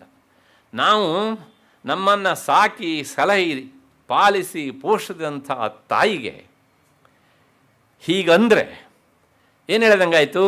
ನೀನು ಬದುಕಿದ್ದಾಗಲೇ ನಾನು ನಿನ್ನನ್ನು ಏನನ್ನಾಗಿ ಮಾಡಿದ್ದೇನೆ. ಹಾಗೆ ಕರೆಯೋದರ ಮೂಲಕ ಅಲ್ವಾ, ಮಮ್ಮಿ ಅಂತ. ಅಂದರೆ ನನ್ನ ಭಾಗಕ್ಕೆ ನೀನು ಆಲ್ರೆಡಿ ಏನಾಗ್ಬಿಟ್ಟಿದೀಯ ಅಷ್ಟೇ. ಅದು ಇಂಗ್ಲೀಷಲ್ಲಿ ಹೇಳಬೇಕು, ಡೆಡ್ ಬಾಡಿ ಅಂತ. ಇದು ನಮ್ಮ ಹಣೆ ಬರಹ. ಮೊದಲು ಮಮ್ಮಿ ಹೇಳ್ತಿದ್ರು, ಈಗಲ್ಲ, ಅದರಲ್ಲೂ ಬದಲಾವಣೆ ಇದೆ. ಮಮ್ ಅಂತ. ಅದೇ ದೊಡ್ಡಮ್ಮ ಆದರೆ ಮ್ಯಾಕ್ಸಿಮಮ್, ಚಿಕ್ಕಮ್ಮ ಆದರೆ ಮಿನಿಮಮ್ ಅಂತ. ಹೀಗೆ ಅಂತ ಅಷ್ಟೇ. ಯಾಕೆ ಹೇಳ್ತೇನೆ ಅಂದರೆ, ಮೋಹ ಇರಬೇಕು, ಆದರೆ ಅತಿಯಾದಂಥ ಮೋಹ ಇಲ್ಲ. ಇಂಗ್ಲೀಷಿಗೆ ಅದರದ್ದಾದಂಥ ಒಂದು ಲಿಮಿಟೇಷನ್ ಇದೆ, ನಾವು ಅದನ್ನು ಮರಿಬಾರ್ದು. ಪ್ರತಿಯೊಂದು ಭಾಷೆಯಲ್ಲೂ ಸಹ ಅದರದ್ದಾದಂಥ ಒಂದು ಲಿಮಿಟೇಷನ್ ಇರುತ್ತೆ. ಹಾಗೆ ಅಂತ ನಾವು ದ್ವೇಷ ಮಾಡೋದಿಲ್ಲ. ಯಾಕೆಂದರೆ ನಾವು ಹೇಳ್ತೇವೆ ಸರ್ವ ಭಾಷಾಮಯೀ ಸರಸ್ವತಿ, ಇದು ಸಂಸ್ಕೃತ ಹೇಳಿದ್ದು. ಇದು ಎಲ್ಲ ಭಾಷೆಯಲ್ಲೂ ಸರಸ್ವತಿ ಇದ್ದಾಳೆ.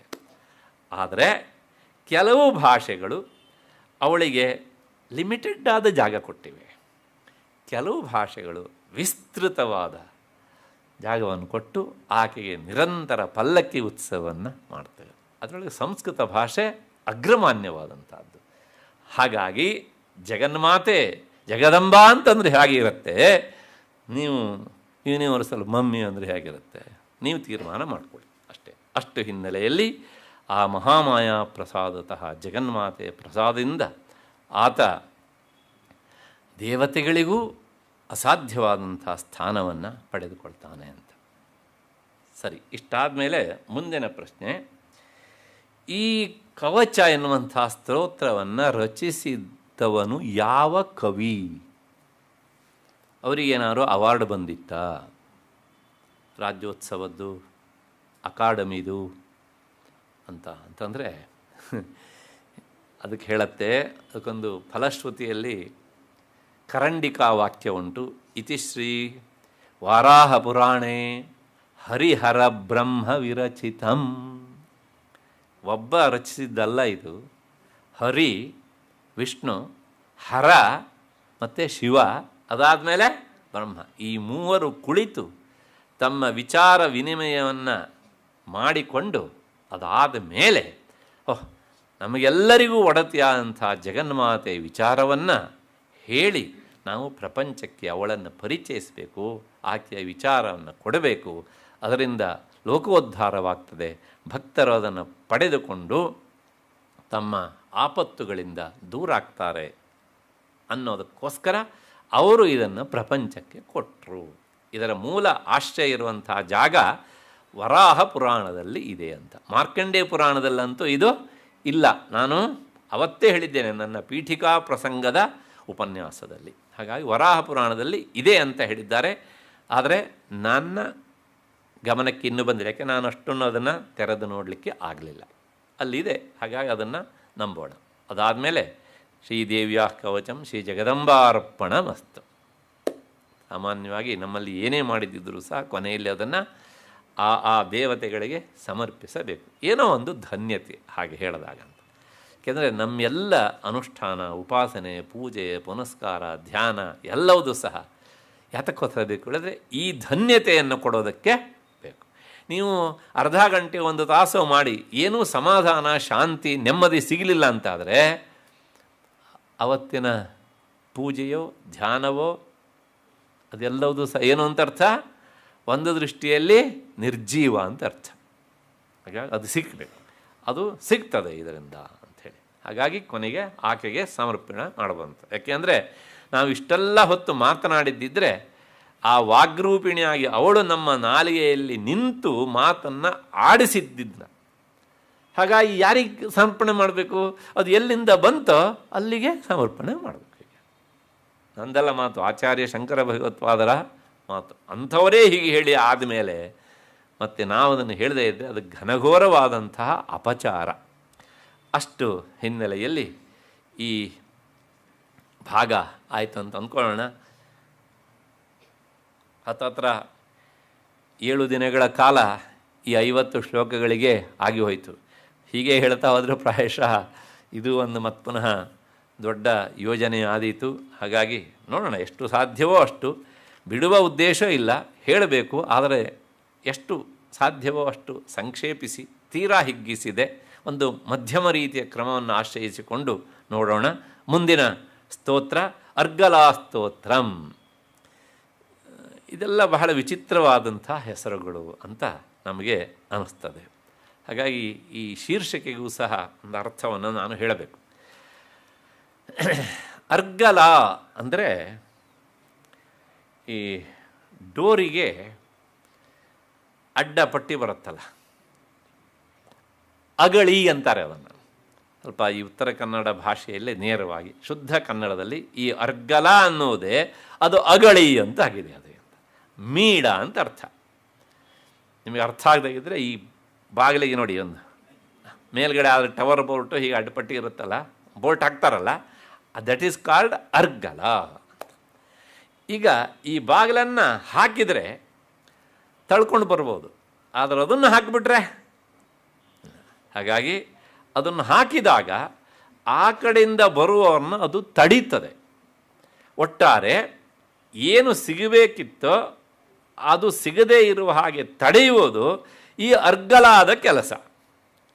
ಹಾಗಾಗಿ ನಮಗೆ ಇದನ್ನು ಹೇಳಿದಾಗ ಏನು ಫಲ ಅಂದರೆ ಜಗನ್ಮಾತೆಯ ಆರಾಧನೆಯಿಂದ ಏನು ಫಲ ಬರಬೇಕಿತ್ತೋ ಆ ಫಲ ಬರದೇ ಇರುವ ಹಾಗೆ ಇಲ್ಲೊಂದು ಅರ್ಗಲ ಉಂಟು, ಫಲಕ್ಕೆ ಪ್ರತಿಬಂಧಕವಾದಂಥದ್ದು. ಆ ಪ್ರತಿಬಂಧಕವನ್ನು ನಿವಾರಣೆ ಮಾಡುವುದು ಈ ಅರ್ಗಲ. ಯಾಕೆಂದರೆ ಮೀಡ ತಡೀತದೆ ಅನ್ನೋದು ಎಷ್ಟು ಸತ್ಯವೋ ಅದನ್ನು ಸರಿಸಿದರೆ ಅದು ಬಾಗಿಲನ್ನು ತೆರೀತದೆ ಅನ್ನೋದು ಸಹ ಅಷ್ಟೇ ಸತ್ಯ ಅಲ್ವಾ. ಹಾಗಾಗಿ ಈ ಅರ್ಗಲಾ ಸ್ತೋತ್ರದ ಮೂಲಕ ಈ ಅಗಳಿಯನ್ನು, ಮೀಡವನ್ನು, ಅಡ್ಡಪಟ್ಟಿಯನ್ನು ಸರಿಸಿಕೊಳ್ಳುವುದು ಎನ್ನುವ ಅರ್ಥದಲ್ಲಿ ಈ ಸ್ತೋತ್ರ ಬಂದಿದೆ. ಇದನ್ನು ಪಠಿಸಿದ್ರಿಂದ ಪಾಠಕನಿಗೆ ಏನು ಪ್ರತಿಬಂಧಕ ಉಂಟೋ ಆ ಪ್ರತಿಬಂಧಕದ ಅಗಳಿ ಮೀಡ ಅದೇನಾಗ್ತದೆ, ತೆರೀತದೆ ಎನ್ನುವಂಥದ್ದು.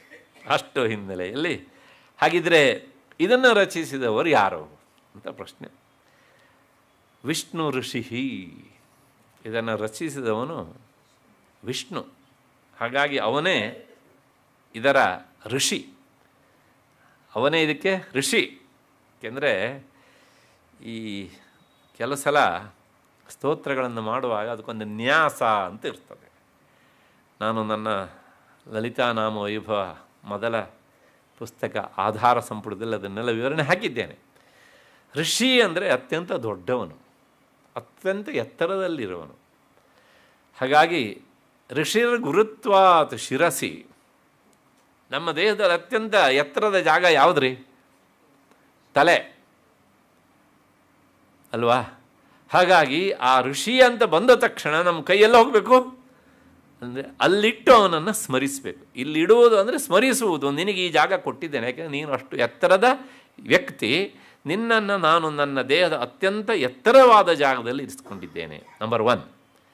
ಎರಡನೇದು, ಈ ಭಾಗ ಉಂಟಲ್ಲ ದೇಹದ ಒಳಗೆ, ಇದು ಅತ್ಯಂತ ಮುಖ್ಯವಾದಂತಹ ಭಾಗ. ಜ್ಞಾನವನ್ನು ಹಿಡಿದುಕೊಳ್ಳೋದಕ್ಕೆ ಬೇಕಾದಂಥ ಎಲ್ಲ ಇಂದ್ರಿಯಗಳ ಸಮೂಹವೇ ಇಲ್ಲುಂಟು. ಅದಕ್ಕೋಸ್ಕರಲೇ ಸಂಸ್ಥೆಯಲ್ಲಿ ಇದನ್ನು ಉತ್ತಮಾಂಗ ಅಂತ ಕರೀತಾರೆ. ಬೇರೆ ಅಂಗಗಳು ಇದರಷ್ಟು ಉತ್ತಮವಾದವುಗಳು ಅಲ್ಲ. ಯಾಕೆಂದರೆ ಜ್ಞಾನಗ್ರಹಣದ ವಿಷಯದಲ್ಲಿ ಇದರ ಶಕ್ತಿಯೇ ಬೇರೆ. ನಾನು ಹೇಳಿದೆ, ಕಣ್ಣು ಜ್ಞಾನಗ್ರಹಣಕ್ಕೆ ಸಾಧನವಾದದ್ದು ತಾನೇ, ಹಾಗಾಗಿ ಅದರ ಪ್ರಾತಿನಿಧ್ಯ ಇಲ್ಲುಂಟು. ಅದಾದಮೇಲೆ ಭದ್ರಂಕರ್ಣೇಭಿಃ ಶೃಣುಯಾಮ ದೇವಾಃ. ಒಳ್ಳೆಯ ಶಬ್ದಗಳನ್ನು ಕೇಳಬೇಕು ಅಂದರೆ ಇಲ್ಲಿಂದನೇ ಕೇಳಬೇಕು. ಅಂತಹ ಇನ್ನೊಂದು ಜ್ಞಾನೇಂದ್ರಿಯ ಇಲ್ಲೇ ಉಂಟು. 2 ಆಯಿತು ಅಲ್ವಾ? ಅದಾದಮೇಲೆ ಇದು ಜ್ಞಾನೇಂದ್ರಿಯ ಹೌದು ತಾನೇ, ಆಯಿತು. ಅದಾದಮೇಲೆ ಇಲ್ಲಿ 2 ಉಂಟು, ಕರ್ಮೇಂದ್ರಿಯ ಹೌದು ಮತ್ತು ಜ್ಞಾನೇಂದ್ರಿಯ ಹೌದು. ರಸನ, ನಾಲಿಗೆ ಹೌದು ತಾನೇ. ಅದು ರಸವನ್ನು ತಿಂಡಿಯನ್ನು ತಿಂದರೆ ಕರ್ಮೇಂದ್ರಿಯ, ಮಾತನಾಡಿದರೆ ಅದು ಜ್ಞಾನೇಂದ್ರಿಯ. ಪಡೆದುಕೊಳ್ಳೋದಕ್ಕೇನೋ ಪ್ರಶ್ನೆ ಕೇಳ್ತೇವೆ, ಸಂಶಯ ಕೇಳ್ತೇವೆ, ಆಗ ಅದು ಜ್ಞಾನೇಂದ್ರಿಯವಾಗಿ ಕೆಲಸ ಮಾಡ್ತದೆ. ಅಲ್ಲಿಗೆ ಎಷ್ಟಾಯಿತು? 4 ಆಗೋಯ್ತು ಹೌದು ತಾನೇ. ಇನ್ನು ಚರ್ಮ ಅಂತೂ ಇಲ್ಲಿ ಉಂಟು ಅಲ್ವಾ? ನಾವು ಚಿಕ್ಕ ಮಕ್ಕಳನ್ನು ಕಂಡ್ರೆ ಸಾಮಾನ್ಯವಾಗಿ ಎಲ್ಲಿ ಮುಟ್ಟೋದು ಅವ್ರನ್ನ? ಏನು ಮರಿ ಹೀಗೆ ಅಲ್ವಾ? ಹಾಗೆ ಅದಕ್ಕೋಸ್ಕರ ಈ ಜ್ಞಾನೇಂದ್ರಿಯಗಳ ಸಮುದಾಯ ಅಂದರೆ ಪಂಚ ಜ್ಞಾನೇಂದ್ರಿಯಗಳು ಇಲ್ಲಿವೆ. ಅದರ ಜೊತೆಗೆ ಇನ್ನೊಂದುಂಟು, ಆದರೆ ಮೆದುಳು ಅಲ್ವಾ, ಬುದ್ಧಿ ಎಲ್ಲವೂ ಸಹ ಇಲ್ಲೇ ಉಂಟು. ಹಾಗಾಗಿ ಈ ಭಾಗಕ್ಕೆ ಅತ್ಯಂತ ಪ್ರಧಾನವಾದಂತಹ ಒಂದು ಸ್ಥಾನ ಉತ್ತಮಾಂಗ ಅಂತ ಹೆಸರು. ಇಂತಹ ಉತ್ತಮಾಂಗವಾದಂಥ ಈ ಸ್ಥಾನದಲ್ಲಿ ಓ ಋಷಿ, ನಿನಗೆ ನಾನು ಸ್ಥಾನ ಕೊಟ್ಟಿದ್ದೇನೆ ಅಂಥೇಳಿ ಅವನನ್ನು ಸ್ಮರಿಸೋದಕ್ಕೋಸ್ಕರ ಇಲ್ಲಿ ಕೈಯನ್ನು ಇಡಬೇಕು. ಋಷಿ ಗುರುತ್ವಾತ್ ಶಿರಸಿ ಅಂತ. ಅದಾದಮೇಲೆ ಛಂದ ಅಂದರೆ ಇದು ಅನುಷ್ಠುಪ್ ಛಂದಸ್ಸಿನಲ್ಲಿ ಉಂಟು. ಅನುಷ್ಠುಪ್ ಛಂದಸ್ಸು ಅಂದರೆ ಒಂದು ಸಾಲಿನಲ್ಲಿ 8 ಅಕ್ಷರಗಳಿರಬೇಕು. ಅಂತಹ 4 ಸಾಲುಗಳು ಇರಬೇಕು. 8 16, 16 32 ಅಕ್ಷರಗಳಿರಬೇಕು. ಅದು ಅನುಷ್ಠುಪ್ ಛಂದಸ್ಸಿನ ಸಾಮಾನ್ಯ ಲಕ್ಷಣ. ಇಷ್ಟಿದ್ದೇ ಇರ್ತವೆ, ಇದರೊಳಗೆ ಒಂದು ಬೇರೆ ಭೇದಗಳೆಲ್ಲ ಇವೆ ಹೀಗೆ ಅಂತ. ಹೀಗೆ ಈ ಛಂದಸ್ಸನ್ನು ನಾವು ಉಚ್ಚಾರಣೆ ಮಾಡೋದು ಎಲ್ಲಿಂದ? ಕಿವಿಯಿಂದ ಉಚ್ಚಾರ ಮಾಡಲಿಕ್ಕೆ ಬರ್ತದೆಯಾ? ಕಣ್ಣಿಂದ ಉಚ್ಚಾರ ಮಾಡೋಕ್ಕೆ ಬರ್ತದೆಯಾ? ಉಚ್ಚಾರ ಮಾಡೋದು ಬಾಯಿಯಿಂದ. ಹಾಗಾಗಿ ನನ್ನ ಬಾಯಿಯಿಂದ ಈ ಛಂದಸ್ಸು ಸ್ಪಷ್ಟವಾಗಿ ಹರಿದು ಬರಲಿ, ಉಚ್ಚಾರಣೆಯಾಗಲಿ ಅನ್ನೋದಕ್ಕೋಸ್ಕರ ವಿಷ್ಣು ಋಷಿ ಅನುಷ್ಠುಪ್ ಛಂದ ಎಲ್ಲಿಡಬೇಕು? ಇಲ್ಲಿಡೋದು ಅಂದರೆ ನಮಸ್ಕರಿಸುವುದು ಅಂತ ಅರ್ಥ. ಬಾಯಿಗೆ ಹಿಂಗೆ ನಮಸ್ಕಾರ ಮಾಡೋಕ್ಕಾಗತ್ತಾ? ಆಗೋದಿಲ್ಲ ತಾನೆ. ಹಾಗಾಗಿ ಅದನ್ನು ಸ್ಮರಿಸಿ ಇಲ್ಲಿಟ್ಟರೆ ಅದು ನಮನ ಅಂತ ಅರ್ಥ. ಆಯಿತು. ಈ ವಿಷ್ಣು ಎನ್ನುವಂಥ ಋಷಿ ಅನುಷ್ಠುಪ್ ಛಂದಸ್ಸಿನಿಂದ ರಚಿಸಿದಂತಹ ಈ ಸ್ತೋತ್ರ ಯಾರಿಗೆ ಸಂಬಂಧಪಟ್ಟಿದ್ದು? ಸ್ತೋತ್ರದಲ್ಲಿ ಪ್ರತಿಪಾದ್ಯಳಾದವಳು ಯಾರು ಅಂದರೆ ಶ್ರೀ ಮಹಾಲಕ್ಷ್ಮೀರ್ ದೇವತಾ. ಅವಳನ್ನು ಎಲ್ಲಿ ಪ್ರತಿಷ್ಠೆ ಮಾಡ್ಕೊಳ್ಬೇಕು? ಹೃದಯದಲ್ಲಿ. ಅದಕ್ಕೋಸ್ಕರ ಏನು ಮಾಡಬೇಕು? ಇಲ್ಲಿ ಸ್ಪರ್ಶ ಮಾಡಬೇಕು. ಇದು ಒಂದು ನ್ಯಾಸ. ಋಷಿ ಛಂದಸ್ಸು ದೇವತೆ, ಋಷಿ ಛಂದಸ್ಸು ದೇವತೆ. ನೋಡಿ, ಒಂದು ಎಚ್ಚರಿಕೆ ಇರಬೇಕು. ಇದನ್ನೆಲ್ಲ ನಾವು ಮಾಡುವಾಗ ಸಾಧ್ಯವಾದಷ್ಟು ಏಕಾಗ್ರತೆಯಿಂದ ಆಗಬೇಕು. ಇಲ್ಲಿ ಕೈ ಇಟ್ಕೊಳ್ಳೋದು, ಅಲ್ಲಿ ಯಾರು ಬಂದ್ರ ನೋಡೋದು, ಹಿಂಗನ್ನೋದು, ಮೊಬೈಲ್ ರಿಂಗ್ ಆಯ್ತಾ ಅಂತ ನೋಡೋದು, ಹಿಂಗನ್ನೋದು, ಅವನಿನ್ನೂ ಬರಲಿಲ್ವಾ ಅಂತ ಕೇಳೋದು ನಾವು. ಯಾಕೆಂದರೆ ನಾವು ಇದನ್ನು ಮಾಡುವಾಗ ಉತ್ತಮಾಂಗ ಅಂತ ನಾನು ಮೊದಲೇ ಹೇಳಿದ್ದೇನೆ, ಆ ಎತ್ತರದ ಸ್ಥಾನದಲ್ಲಿ ಅಂದರೆ ಪ್ರಪಂಚಕ್ಕೆ ಕೊಟ್ಟಂಥ ಮಹಾನುಭಾವರನ್ನು ಸ್ಮರಿಸ್ತಾ ಇದ್ದೇವೆ. ಹಾಗಾಗಿ ಅದಿಷ್ಟು ಹೊತ್ತು ಸಾಧ್ಯವಾದಷ್ಟು ಏಕಾಗ್ರತೆಯಿಂದ ಎಲ್ಲವನ್ನೂ ಮರೆತು, ಗೊತ್ತು ನನಗೆ ಸಂಸಾರಿಗಳು ನಾವು ಅಂತ, ಆದ್ರೂ ಸಹ ಯಾವ್ಯಾವುದಕ್ಕೂ ಎಲ್ಲ ನಾವು ಸಮಯ ಕೊಡ್ತೇವ್ರಿ, ತಪ್ಪದೇ ಮಾಡ್ತೇವೆ ಅದನ್ನೆಲ್ಲ ಕರೆಕ್ಟಾಗಿ ಏಕಾಗ್ರತೆಯಿಂದ. ಎಷ್ಟು ಏಕಾಗ್ರತೆಯಿಂದ ಟಿ ವಿ ನೋಡ್ತೇವೆ ಅಲ್ವಾ, ಎಷ್ಟು ಏಕಾಗ್ರತೆಯಿಂದ ಹಿಂಗಂತ ಇರ್ತೇವೆ. ನೀವು ಸ್ವಲ್ಪ ಇರು, ಡಿಸ್ಟರ್ಬ್ ಮಾಡಬೇಡ. ಹೀಗೆ ಅಂದರೆ ಗೊತ್ತಾಯ್ತಲ್ಲ, ಹಿಂಗಂದ್ರೆ ಗೊತ್ತಾಗೋದಿಲ್ಲ, ಹಿಂಗೆ ಅನ್ಬೇಕು. ಹಾಗಾಗಿ ಅದನ್ನೆಲ್ಲವನ್ನು ಪಕ್ಕಕ್ಕೆ ಇರಿಸಿ ಸಾಧ್ಯವಾದಷ್ಟು ಏಕಾಗ್ರತೆಯಿಂದ ಮಾಡಿದಾಗ ಇವೆಲ್ಲ ಹೆಚ್ಚು ಫಲವನ್ನು ಕೊಡ್ತೇವೆ. ಯಾವಾಗಲೂ ಅಷ್ಟೇ, ಇಂಥ ವಿಷಯದಲ್ಲಿ ನಮ್ಮ ಶ್ರದ್ಧೆ, ನಮ್ಮ ಏಕಾಗ್ರತೆ ಆ ಫಲಕ್ಕೆ ಸಹಕಾರಿ ಆಗ್ತವೆ. ಅದನ್ನು ನಾವು ಮನಸ್ಸಲ್ಲಿಟ್ಕೊಂಡು ಆ ದೇವತೆ ಯಾರು ಅಂದರೆ ಮಹಾಲಕ್ಷ್ಮೀರ್ ದೇವತಾ, ಅವಳು ಇಲ್ಲಿ ಅಂತ. ಹಾಗಿದ್ರೆ ಇಷ್ಟೆಲ್ಲ ನಾನು ಯಾತಕ್ಕೆ ಮಾಡ್ತೇನೆ ಅಂತಂದರೆ ಶ್ರೀ ಜಗದಂಬಾ ಪ್ರೀತ್ಯರ್ಥೇ, ಆ ಜಗನ್ಮಾತೆಯ ಪ್ರೀತಿಗಾಗಿ ಸಪ್ತಶತೀಯ ಪಾಠದ ಅಂಗವಾಗಿ, ಈಗ ತಾನೇ ಹೇಳಿದ್ದೇನೆ, ಮುಂದೆ 700 ಶ್ಲೋಕ ಉಂಟಲ್ಲ, ಅದನ್ನು ನಾವು ಮಾಡದೇ ಇದ್ದ ಪಕ್ಷದಲ್ಲಿ ಇಷ್ಟೇ ಸಾಕು. ಶ್ರೀ ಜಗದಂಬಾ ಪ್ರೀತ್ಯರ್ಥೆ ಏನು ಅಷ್ಟೇ, ಏನು ಜಪೇ ವಿನಿಯೋಗ, ಸ್ತೋತ್ರ ಪಾಠೇ ವಿನಿಯೋಗ, ಸಪ್ತಶತಿ ಪಾಠಾಂಗ ಜಪೆ ಅಂತ ಬೇಡ. ಆವಾಗ ನೀವು ಸಪ್ತಶತಿ 7ನೇ ಶ್ಲೋಕ ಓದೋಕ್ಕಾಗೋಲ್ಲಪ್ಪ ಅವತ್ತು. ಆವಾಗ ಶ್ರೀ ಜಗದಂಬಾ ಪ್ರೀತ್ಯರ್ಥೆ ಏನು ಪಾರಾಯಣೆ ವಿನಿಯೋಗ. ವಿನಿಯೋಗ ಅಂದರೆ ಉಪಯೋಗಿಸುವುದು ಅಂತ ಅರ್ಥ. ನಾವು ಎಲ್ಲಿ ಅದನ್ನು ಯುಟಿಲೈಸ್ ಮಾಡಬೇಕು ಅಂದರೆ ಇದಕ್ಕೋಸ್ಕರ ಯುಟಿಲೈಸ್ ಮಾಡಬೇಕು. ಅದು ಪ್ರಧಾನವಾಗಿದ್ದಾಗ ಇದು ಅಂಗವಾದರೆ ಆವಾಗ ಸಪ್ತಶತಿ ಪಾಠದ ಅಂಗವಾಗಿ ಇದನ್ನು ನಾನು ಉಪಯೋಗಿಸ್ತೇನೆ. ಇದು ಒಂದನ್ನೇ ಹೇಳುವಂತಿದ್ರೆ ಅಂಗದ ಪ್ರಶ್ನೆ ಬರೋದೇ ಇಲ್ಲ ಆವಾಗ. ಹಾಗಾಗಿ ಪಾಠೆ ಪಾರಾಯಣೆ ವಿನಿಯೋಗ ಹೇಳ್ಕೊಂಡು ಅದಾದಮೇಲೆ ಮುಂದೆ ನಮಶ್ಚಂಡಿಕಾಯೈ ಅಂತ ಬಂತು. ಕೆಲವು ಜನರಿಗೆ ಈ ಹೆಸರು ಒಂದು ಅಪರಿಚಿತವಾದದ್ದು. ಜಗನ್ಮಾತೆಯ ಬೇರೆಯ ಹೆಸರುಗಳಿಗಿಂತ ಇದು ಸ್ವಲ್ಪ ಅಪ್ರಸಿದ್ಧವೂ ಹೌದು, ಬೇರೆ ರೀತಿಯಾಗೂ ತೋರುತ್ತೆ. ಯಾರು ಈ ಚಂಡಿಕಾ ಅಂತಂದರೆ, ಇದರ ಚಂಡಿ ಅಥವಾ ಚಂಡಿಕಾ ಅವತ್ತು ನಾನು ನನ್ನ ಪೀಠಿಕಾ ಭಾಗದ ಒಂದು ಸ್ವಲ್ಪ ಹೇಳಿದ್ದೆ. ಆದರೆ ಇದಕ್ಕೆ ಬೇರೆ ಅರ್ಥ ಉಂಟು ಅಂತ ನಾನು ಹೇಳಿದ್ದೆ. ಆ ಬೇರೆ ಅರ್ಥವನ್ನು ಇವತ್ತು ಹೇಳಿಬಿಡ್ತೇನೆ ಏನು ಅಂತ. ಯಾಕಂದರೆ ಇವತ್ತೊಂದು ಮಹಾಪರ್ವ ದಿವಸ. ಚಂಡಿಕಾ ಅನ್ನೋದಕ್ಕೆ ಅರ್ಥ ಸಾಕ್ಷಾತ್ ಪರಬ್ರಹ್ಮ ಸ್ವರೂಪಿಣಿ. ಚಂಡಿ ಅಥವಾ ಚಂಡಿಕಾ ನೆನ್ಪಿಟ್ಕೊಬಿಡಿ. ಹೇಗೆ ಅಂತಂದರೆ ಚಂಡಿ ಅಂದರೆ ಕೋಪಿಸಿಕೊಳ್ಳುವವಳು ಅಂತ ಅರ್ಥ. ಛಡಿ ಕೋಪೆ ಅಂತ ಧಾತು.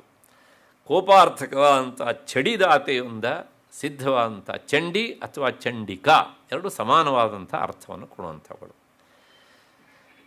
ಅವಳು ಕೋಪಿಸಿಕೊಳ್ಳುವವಳು. ಇದನ್ನು ಕೇಳಿದ ತಕ್ಷಣ ನಮಗೊಂದು ಸಂಶಯ, ಅಯ್ಯೋ ನಮ್ಮ ಮೇಲೂ ಕೋಪ ಮಾಡ್ಕೊಳ್ತಾಳೋ ಹೇಗೆ? ಹಾಗಲ್ಲ. ಹಾಗಿದ್ರೆ ಯಾರ ಮೇಲೆ ಕೋಪಿಸಿಕೊಳ್ತಾಳೆ ಅಂದರೆ, ಯಾರು ಅವರ ಕೆಲಸವನ್ನು ಪ್ರಾಮಾಣಿಕವಾಗಿ ಮಾಡುವುದಿಲ್ಲವೋ ಅವರ ಮೇಲೆ ಕೋಪಿಸಿಕೊಳ್ತಾಳಂತೆ. ಕೆಲಸ ಮಾಡುವವರ ಬಗ್ಗೆ ಕೋಪ ಇಲ್ಲ, ಮಾಡದೇ ಇರುವವರ ಬಗ್ಗೆ ಕೋಪ ಅಂತ. ಅದು ವಿಶೇಷವಾಗಿ ಯಾರವರು ಅಂದರೆ, ನಮ್ಮಲ್ಲಿ ಈ ಪಂಚಭೂತಗಳಿದ್ದಾವಲ್ಲ, ಆ ಪಂಚಭೂತಗಳು ಗಾಳಿ ಬೀಸ್ತದೆ, ಸೂರ್ಯ ಸರಿಯಾದ ಸಮಯಕ್ಕೆ ಉದಯ ಆಗ್ತಾನೆ ಅಲ್ವಾ, ಅದಾದಮೇಲೆ ನೀರು ಹರಿತದೆ, ಬೆಂಕಿ ಮೇಲ್ಮುಖವಾಗಿ ಉರಿತದೆ ಅಲ್ವಾ. ಇವೆಲ್ಲ ಯಾಕೆ ಅವ್ರು ಕೆಲಸ ಮಾಡ್ತವೆ ಅಂದರೆ,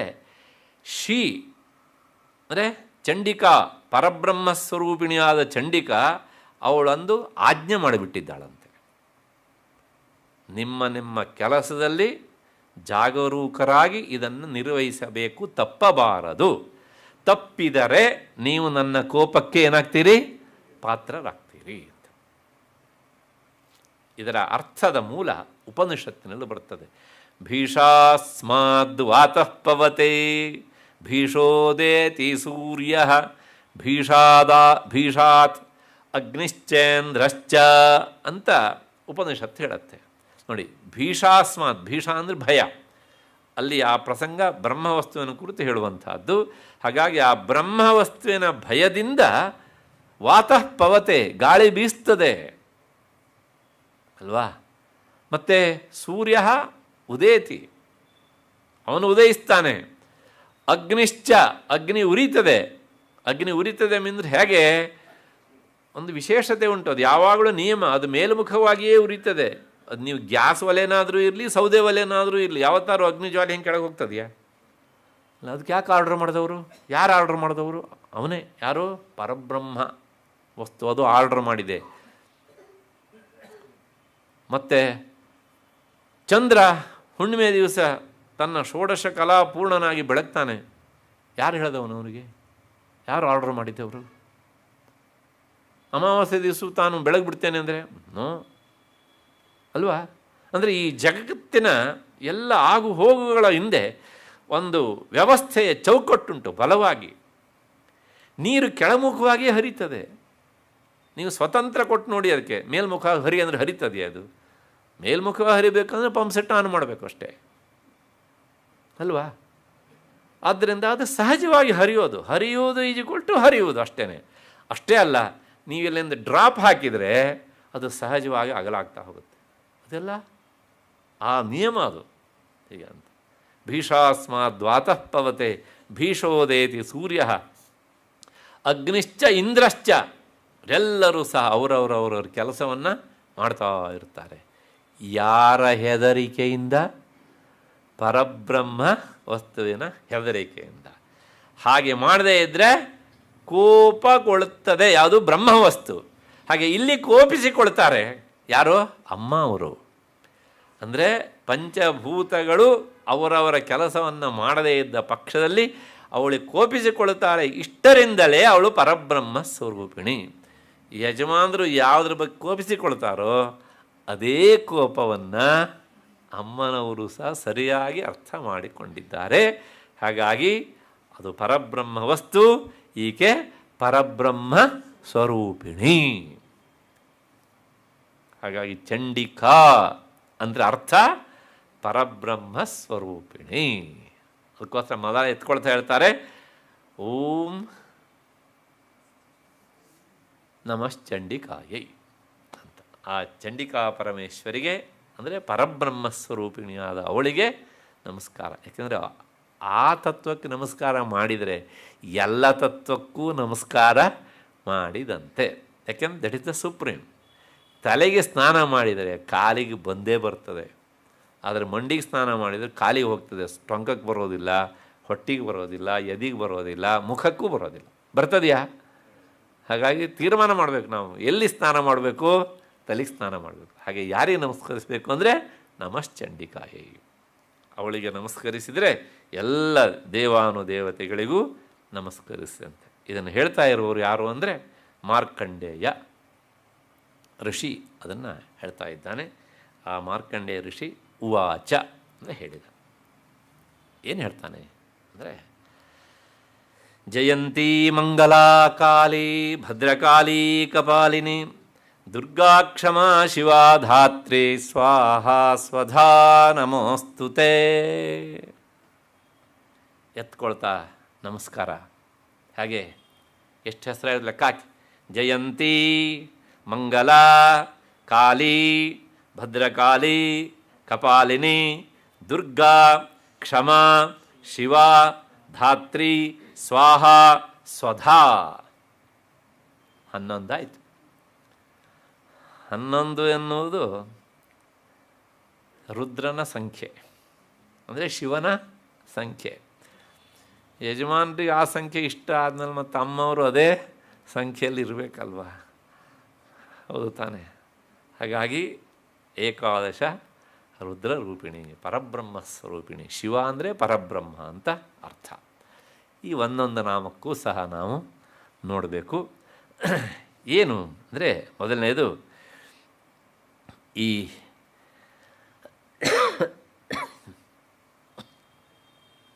ಜಯಂತಿ. ಜಯಂತಿ ಅಂದರೆ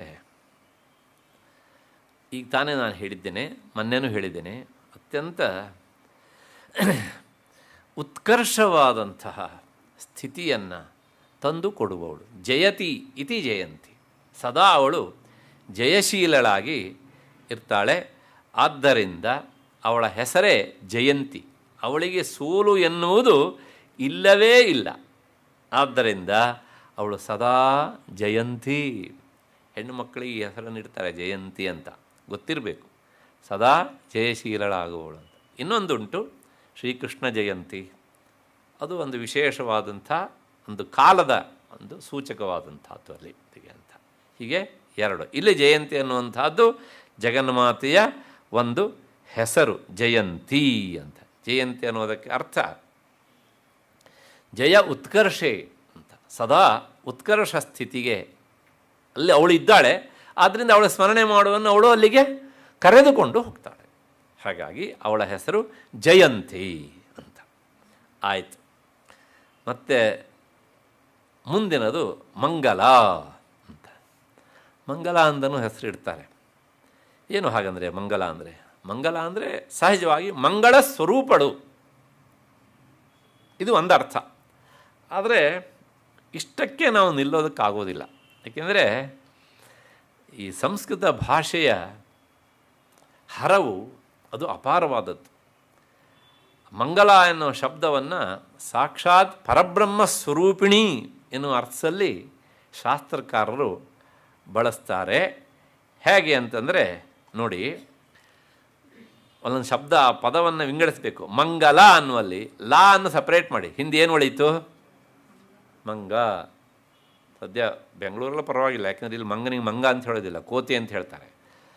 ಹಾಗಾಗಿ ಕನ್ನಡದಲ್ಲಿ ಅದು ಮಂಗ, ಅದು ಸಂಸ್ಥೆಯಲ್ಲಿ ಮಂಗ ಅಂದರೆ ಬೇರೆ ಅರ್ಥ. ಮಂಗ ಅನ್ನೋದಕ್ಕೆ ಅರ್ಥ ಜನನ ಮರಣ ರೂಪವಾದಂತಹ ಈ ಹುಟ್ಟು ಸಾವುಗಳ ಕಟ್ಟನ್ನು ಯಾವುದು ಕಡಿದು ಹಾಕ್ತದೆಯೋ ದಟ್ ಈಸ್ ಕಾಲ್ಡ್ ಮಂಗಂ.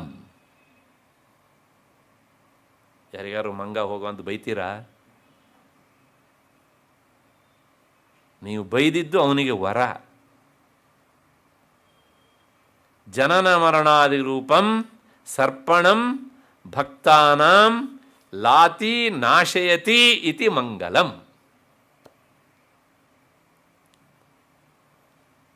ಅಥವಾ ಆ ನಾಶಯತಿ ಯಾರು ನಾಶ ಮಾಡ್ತಾಳೋ ಅವಳೇ ಲಾತಿ ಅನ್ನೋದ್ರಿಂದ ಲಾ ಅಂತ ಶಬ್ದ, ಲಾ ಅರ್ಥ ತಗೊಂಡ್ರೆ ನಾಶಯತಿ ಅಂದರೆ ಸಾ ಮೋಕ್ಷಪ್ರದ ಮಂಗಲ ಅಂದರೆ ಪರಬ್ರಹ್ಮ ಸ್ವರೂಪಿಣಿ, ಮೋಕ್ಷವನ್ನು ಕೊಡುವವಳು. ಎಷ್ಟು ಸುಂದರವಾದ ಹೆಸರು ರೀ.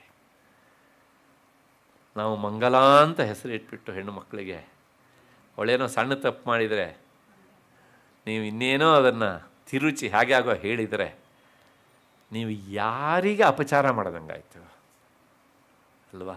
ಮಂಗಂ ಲಾತೀತಿ ಮಂಗಲಂ. ಲಲಿತಾ ಸಹಸ್ರನಾಮ ವ್ಯಾಖ್ಯಾನದ ನಾನು ಇದನ್ನು ಹಾಕಿದ್ದೇನೆ. ಮಗಿ ಗತವು ಅಂತ ಧಾತು ಈ ಸಂಸ್ಥೆಯಲ್ಲಿ ಗತ್ಯರ್ಥ ಗಮನ ಅಂತ ಯಾವ್ಯಾವ ಧಾತು ಅರ್ಥವನ್ನು ಕೊಡುತ್ತೋ, ಗಮನಾರ್ಥಕವನ್ನು ಕೊಡುತ್ತೋ ಅದೆಲ್ಲದಕ್ಕೂ ಜ್ಞಾನಾರ್ಥಕ ಉಂಟು. ಗಮನಂ ಅಂದರೆ ನೋಡಿ, ಅವಗಮನಂ ತಿಳಿಯುವುದು ಅಂತ ಅರ್ಥ. ಗಮನಂ ಅಂದರೆ ಹೋಗುವಿಕೆ, ಅದಕ್ಕೆ ಅವ ಅನ್ನೋ ಉಪಸರ್ಗ ಪ್ರಿಪೋಸಿಷನ್ ಸೇರಿಸ್ಬಿಟ್ರೆ ಅದು ತಿಳಿಯುವಿಕೆ, ಜ್ಞಾನಾರ್ಥಕ ಬಂದೇ ಬಿಡ್ತೀವಿ ನೋಡಿ ಅಲ್ವಾ? ಹಾಗಾಗಿ ಈ ಗತ್ಯರ್ಥಕವಾದಂಥ ಧಾತು ಅದು ಜ್ಞಾನ ಎನ್ನುವಂಥ ಅರ್ಥವನ್ನು ಕೊಡೋದಾದ್ದರಿಂದ ಅದರಿಂದ ಸಾಧಿಸಳಂಥ ಜಗನ್ಮಾತೆ ಜ್ಞಾನಸ್ವರೂಪಿಣಿ. ಆದ್ದರಿಂದಲೇ ಅವಳು ಪರಬ್ರಹ್ಮಸ್ವರೂಪಿಣಿ, ಆದ್ದರಿಂದಲೇ ಅವಳು ಮೋಕ್ಷಪ್ರದಳು. ಆದ್ದರಿಂದ ಅವಳ ಹೆಸರು ಮಂಗಲ. ಇಷ್ಟೇನಾ? ಇದು ಎರಡನೇ ಅರ್ಥ ಆಯಿತು ಅಷ್ಟೇ. ಇನ್ನೊಂದು ವಿಶಿಷ್ಟವಾದಂಥದ್ದುಂಟು. ಅಶುಭಾನಿ ನಿರಾಚಷ್ಟೇ. ನಮ್ಮ ಬದುಕಿನಲ್ಲಿ ಬರುವಂಥ ಸಕಲ ಅಮಂಗಲವನ್ನು, ಅಶುಭಗಳನ್ನು ಸಹ ಯಾವುದು ನಿರಸನ ಮಾಡ್ತದೆಯೋ, ದೂರ ಮಾಡ್ತದೆಯೋ, ಹೋಗಲಾಡಿಸ್ತದೆಯೋ ಹಾಗೆ ಮಾಡಿ ತನೋತಿ ಶುಭ ಸಂತತಿಂ, ಒಳ್ಳೆಯದರ ಸಾಲುಗಳನ್ನು ನಮಗೆ ತಂದು ಕೊಡ್ತದೆಯೋ ಅಂತಹ ಪರಬ್ರಹ್ಮ ವಸ್ತುವಿನ ಇನ್ನೊಂದು ಹೆಸರು ಮಂಗಲಂ. ಸ್ಮೃತಿ ಮಾತ್ರೇಣ ಯತ್ ಪುಂಸಾಂ, ಯಾವುದರ ಸ್ಮರಣೆಯಿಂದ ನಮ್ಮ ಅಮಂಗಲ ನಿರಸನವಾಗ್ತದೆಯೋ, ಸಕಲ ಶುಭ ಸಂಪತ್ತುಗಳು ಒದಗಿ ಬರ್ತವೋ ಅಂತಹ ಸ್ಮರಣೆಗೆ ಆಧಾರವಾದಂತಹ ಬ್ರಹ್ಮವಸ್ತುವಿನ ಇನ್ನೊಂದು ಹೆಸರು ಮಂಗಲಂ. ಹೌದು, ಸಂಸ್ಕೃತದಲ್ಲಿ ಒಂದು ನಿಬಂಧನ ಉಂಟು ಅದಕ್ಕೆ. ಲಳಯೋ ಅಭೇದ, ಲಕಾರಕ್ಕೂ ಲಕಾರಕ್ಕೂ ಭೇದ ಎನ್ನುವುದು ಇಲ್ಲ. ಬೃಹನ್ನಲ ಬೃಹನ್ನಳ, ನಳ ದಮಯಂತಿ ನಲ ದಮಯಂತಿ ಹೇಗೂ ಹೇಳ್ಬೋದು. ಸಂಸ್ಕೃತ ಪದಗಳು ಕನ್ನಡದಲ್ಲಿ ಹೇಳಬೇಕಿದ್ರೆ ಸಾಮಾನ್ಯವಾಗಿ ಲಕಾರವನ್ನು ಹೇಳ್ತಾರೆ. ಸಾಮಾನ್ಯವಾಗಿ ವೇದಗಳಲ್ಲಿ ಕೆಲವು ಕಡೆಗೆ ಮಾತ್ರ ಲಕಾರವನ್ನು ಬಳಸ್ತಾರೆ. ಅಲ್ಲಿ ಹೆಚ್ಚಾಗಿ ಎಲ್ಲ ಕಡೆಗೆ ಲಕಾರ, ಯಾಕೆಂದರೆ ಅದು ಲಕಾರದ ಅರ್ಥವನ್ನು ಕೊಡುತ್ತೆ. ಆದರೆ ತಂತ್ರಶಾಸ್ತ್ರದಲ್ಲಿ ಮಾತ್ರ ಲಕಾರಕ್ಕೆ ಪ್ರತ್ಯೇಕವಾದ ಸ್ಥಾನ ಎನ್ನುವುದು ಉಂಟು. ಹಾಗಾಗಿ ಒಟ್ಟು 50 ಸ್ವರಗಳು, ಆ ಲಕಾರವನ್ನು ಸೇರಿಸಿದಾಗ 51 ಆಗ್ತದೆ ಅಂತಲ್ಲ. ಹೆಚ್ಚಿನ ವಿಚಾರಕ್ಕೋಸ್ಕರ ಲಲಿತಾನಾಮ ವೈಭವದಲ್ಲಿ ವರ್ಣರೂಪಿಣಿ ಅಂತ ಒಂದು ನಾಮ ಉಂಟು. ಅಲ್ಲಿ ಎಲ್ಲ ವರ್ಣಗಳ ಬಗ್ಗೆ ನಾನೇನು ಅವರು ಕೊಟ್ಟಿದ್ದನ್ನು ನಾನು ತಿಳಿಸಿದ್ದೇನೆ ಅಷ್ಟೇ. ಹಾಗಾಗಿ ಅಲ್ಲಿ ಅದನ್ನು ಹೆಚ್ಚಿನ ವಿಚಾರವನ್ನು ನೋಡಿಕೊಳ್ಬೋದು. ಹಾಗಾಗಿ ಲಕಾರ ಮತ್ತು ಲಕಾರ ಎರಡೂ ಸಮಾನವಾದಂತಹ ವರ್ಣಗಳು ಹೀಗೆ ಅಂತ. ನಿಮಗೆ ಸುಲಭ ಆದರೆ ಲಕಾರ ಹೇಳಿ, ಇಲ್ಲ ಸ್ವಲ್ಪ ಕಷ್ಟ ಆದರೂ ಪರವಾಗಿಲ್ಲ ಮೂಲವನ್ನು ಹೇಳ್ತೀನಿ ಅಂದರೆ ಅವಾಗ ಲಕಾರವನ್ನು ಹೇಳಬಹುದು. ಹಾಗಾಗಿ ಮಂಗಲಂ ಮಂಗಳಂ ಸ್ವಶ್ರೇಯಶಂ ಶಿವಂ ಭದ್ರಂ ಕಲ್ಯಾಣಂ ಮಂಗಳಂ ಶುಭಂ. ಮಂಗಲಂ ಶುಭಂ ಮಂಗಳಂ ಶುಭಂ ಎರಡೂ ಸಹ ಕರೆಕ್ಟ್. ಹೀಗೆ ಸ್ಮರಣೆ ಮಾತ್ರದಿಂದಲೇ ಸ್ಮರಿಸಿದವರ ಅಶುಭಗಳನ್ನು ನಿವಾರಣೆ ಮಾಡಿ ಶುಭ ಸಂತತಿಯನ್ನು, ಸಂತತಿ ಅಂದರೆ ಪ್ರವಾಹ ಸಮೂಹ ಅಂತ ಅರ್ಥ, ಅದನ್ನು ತಂದುಕೊಡೋದು ಯಾವುದೋ ಅದರ ಹೆಸರು ಮಂಗಲ ಅಂತ ಒಂದು. ಅಷ್ಟೇ ಅಲ್ಲ, ಮತ್ತೆ ಇನ್ನೊಂದು ಶ್ಲೋಕ ಉಂಟು, ಅತಿ ಕಲ್ಯಾಣ ರೂಪತ್ವಾತ್. ಕಲ್ಯಾಣ ಅಂದರೆ ಮತ್ತೆ ಪುನಃ ಮಂಗಳ, ಮಂಗಳ ಅಂದರೆ ಕಲ್ಯಾಣ, ತಮಿಳು ಕಲ್ಯಾಣ ಅಲ್ಲ ಅಷ್ಟೇ. ಹೀಗೆ ಅತಿ ಕಲ್ಯಾಣ ರೂಪತ್ವಾತ್, ಅತ್ಯಂತ ಕಲ್ಯಾಣ ಅಂದರೆ ಮಂಗಳಕರವಾದದ್ರಿಂದ, ಮತ್ತು ನಿತ್ಯ ಕಲ್ಯಾಣ ಸಂಶಯಾತ್, ದಿನವೂ ಒಂದರ ಮೇಲೊಂದು ನಮಗೆ ಮಂಗಳವನ್ನೇ ತಂದು ಕೊಡುವಂಥದ್ದು. ಆದ್ದರಿಂದ ಮತ್ತು ಸ್ಮರ್ತೃಣಾಂ ವರದತ್ವಾಚ, ಯಾರು ನಿರಂತರ ಸ್ಮರಣೆ ಮಾಡ್ತಾರೋ ಅವರಿಗೆ ವರವನ್ನು ಕೊಡುವುದಾದ್ದರಿಂದ ಬ್ರಹ್ಮ ತನ್ ಮಂಗಲಂ ವಿದುಹು, ಬ್ರಹ್ಮ ವಸ್ತುವಿಗೆ ಇನ್ನೊಂದು ಹೆಸರು ಮಂಗಲ.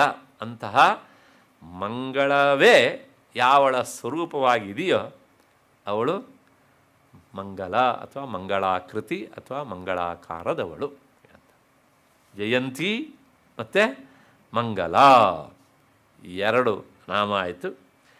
ಅದಾದ ಮೇಲೆ ಕಾಳಿ ಅಂತ. ಕಾಳಿ ಅನ್ನೋದಕ್ಕೆ ಅರ್ಥ ಸಹಜವಾಗಿ ಕಪ್ಪಾಗಿ ಇದ್ದದ್ರಿಂದ ಅವಳ ಹೆಸರು ಕಾಳಿ. ಇಲ್ಲೂ ಹಾಗೇನೆ, ಮತ್ತೆ ಕಾಳಿ ಅಂತನಾದ್ರು ಹೇಳ್ಬೋದು, ಕಾಳಿ ಅಂತನಾದರೂ ಹೇಳಬಹುದು. ಅವಳು ಕಪ್ಪಾಗಿದ್ದಾಳೆ, ಆದ್ದರಿಂದ ಅವಳ ವರ್ಣವನ್ನೇ ಇಟ್ಕೊಂಡು ಹೇಳೋದಾದರೆ ಅವಳು ಕಾಳಿ. ಆದರೆ ಇಲ್ಲಿಗೆ ನಿಲ್ಲಬಾರದು, ಇದು ಒಂದು ಅರ್ಥ ಅಷ್ಟೇ. ಹಾಗಿದ್ರೆ ಇನ್ನೇನು ಅರ್ಥ ಉಂಟು ಅಂದರೆ, ಕಾಲಯತಿ ದ್ರಾವಯತಿ ಭಯಾತ್ ಮೃತ್ಯುಮಪೀತಿ. ಈ ಕಾಳಿಯ ಪತಿ ಯಾರು ಅಂದರೆ ಶಿವ. ಅವನು ದಕ್ಷಿಣ ದಿಕ್ಕಿಗೆ ಮುಖ ಮಾಡಿ ಕುಳಿತವನಾದ್ದರಿಂದ ಅವನ ಇನ್ನೊಂದು ಹೆಸರು ದಕ್ಷಿಣಾಮೂರ್ತಿ ಅಂತ.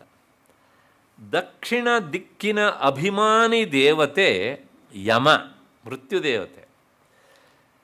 ಪುಕ್ಲಾದವರು ಅವನನ್ನು ನೋಡಲಿಕ್ಕೆ ಸಾಧ್ಯ ಇಲ್ಲ. ಅವನನ್ನು ಯಾರು ನೋಡಬೇಕು ಅಂದರೆ ಅತ್ಯಂತ ಧೈರ್ಯಶಾಲಿಗಳಾದವರು ನೋಡಬೇಕು. ಆ ಧೈರ್ಯಶಾಲಿಗಳು ಯಾರು ಅಂದರೆ ಅವನನ್ನು ಮೀರಿ ನಿಂತವರು. ಆದಾಗ ಮಾತ್ರ ಅವನನ್ನು ನೋಡೋದಕ್ಕೆ ಸಾಧ್ಯ. ಅವನಿಗೆ ಅಂಜುವವರು ಅವನನ್ನೆಲ್ಲ ಅವನಿರುವ ದಿಕ್ಕಿನ ಕಡೆಗೂ ಸಹ ಮುಖ ಮಾಡೋದಿಲ್ಲ. ಆಮೇಲೆ ಎಷ್ಟೋ ಸಲ ಮೊದಲು ಒಂದು ಸಣ್ಣ ಅವಾಂತರ ವಿಷಯ ಹೇಳಿಬಿಡ್ತೇನೆ. ಮನೆ ಕಟ್ಟಬೇಕಿದೆ, ದಕ್ಷಿಣ ದಿಕ್ಕಿಗೆ ಮಾಡಿರಿ. ದಕ್ಷಿಣ ದಿಕ್ಕಿಗೆ ಏನು ಮಾಡಬಾರ್ದು? ಮುಖವನ್ನು ಮಾಡಲೇಬಾರ್ದು, ಮನೆಯದ ಬಾಗಿಲು ಇಡಲೇಬಾರ್ದು.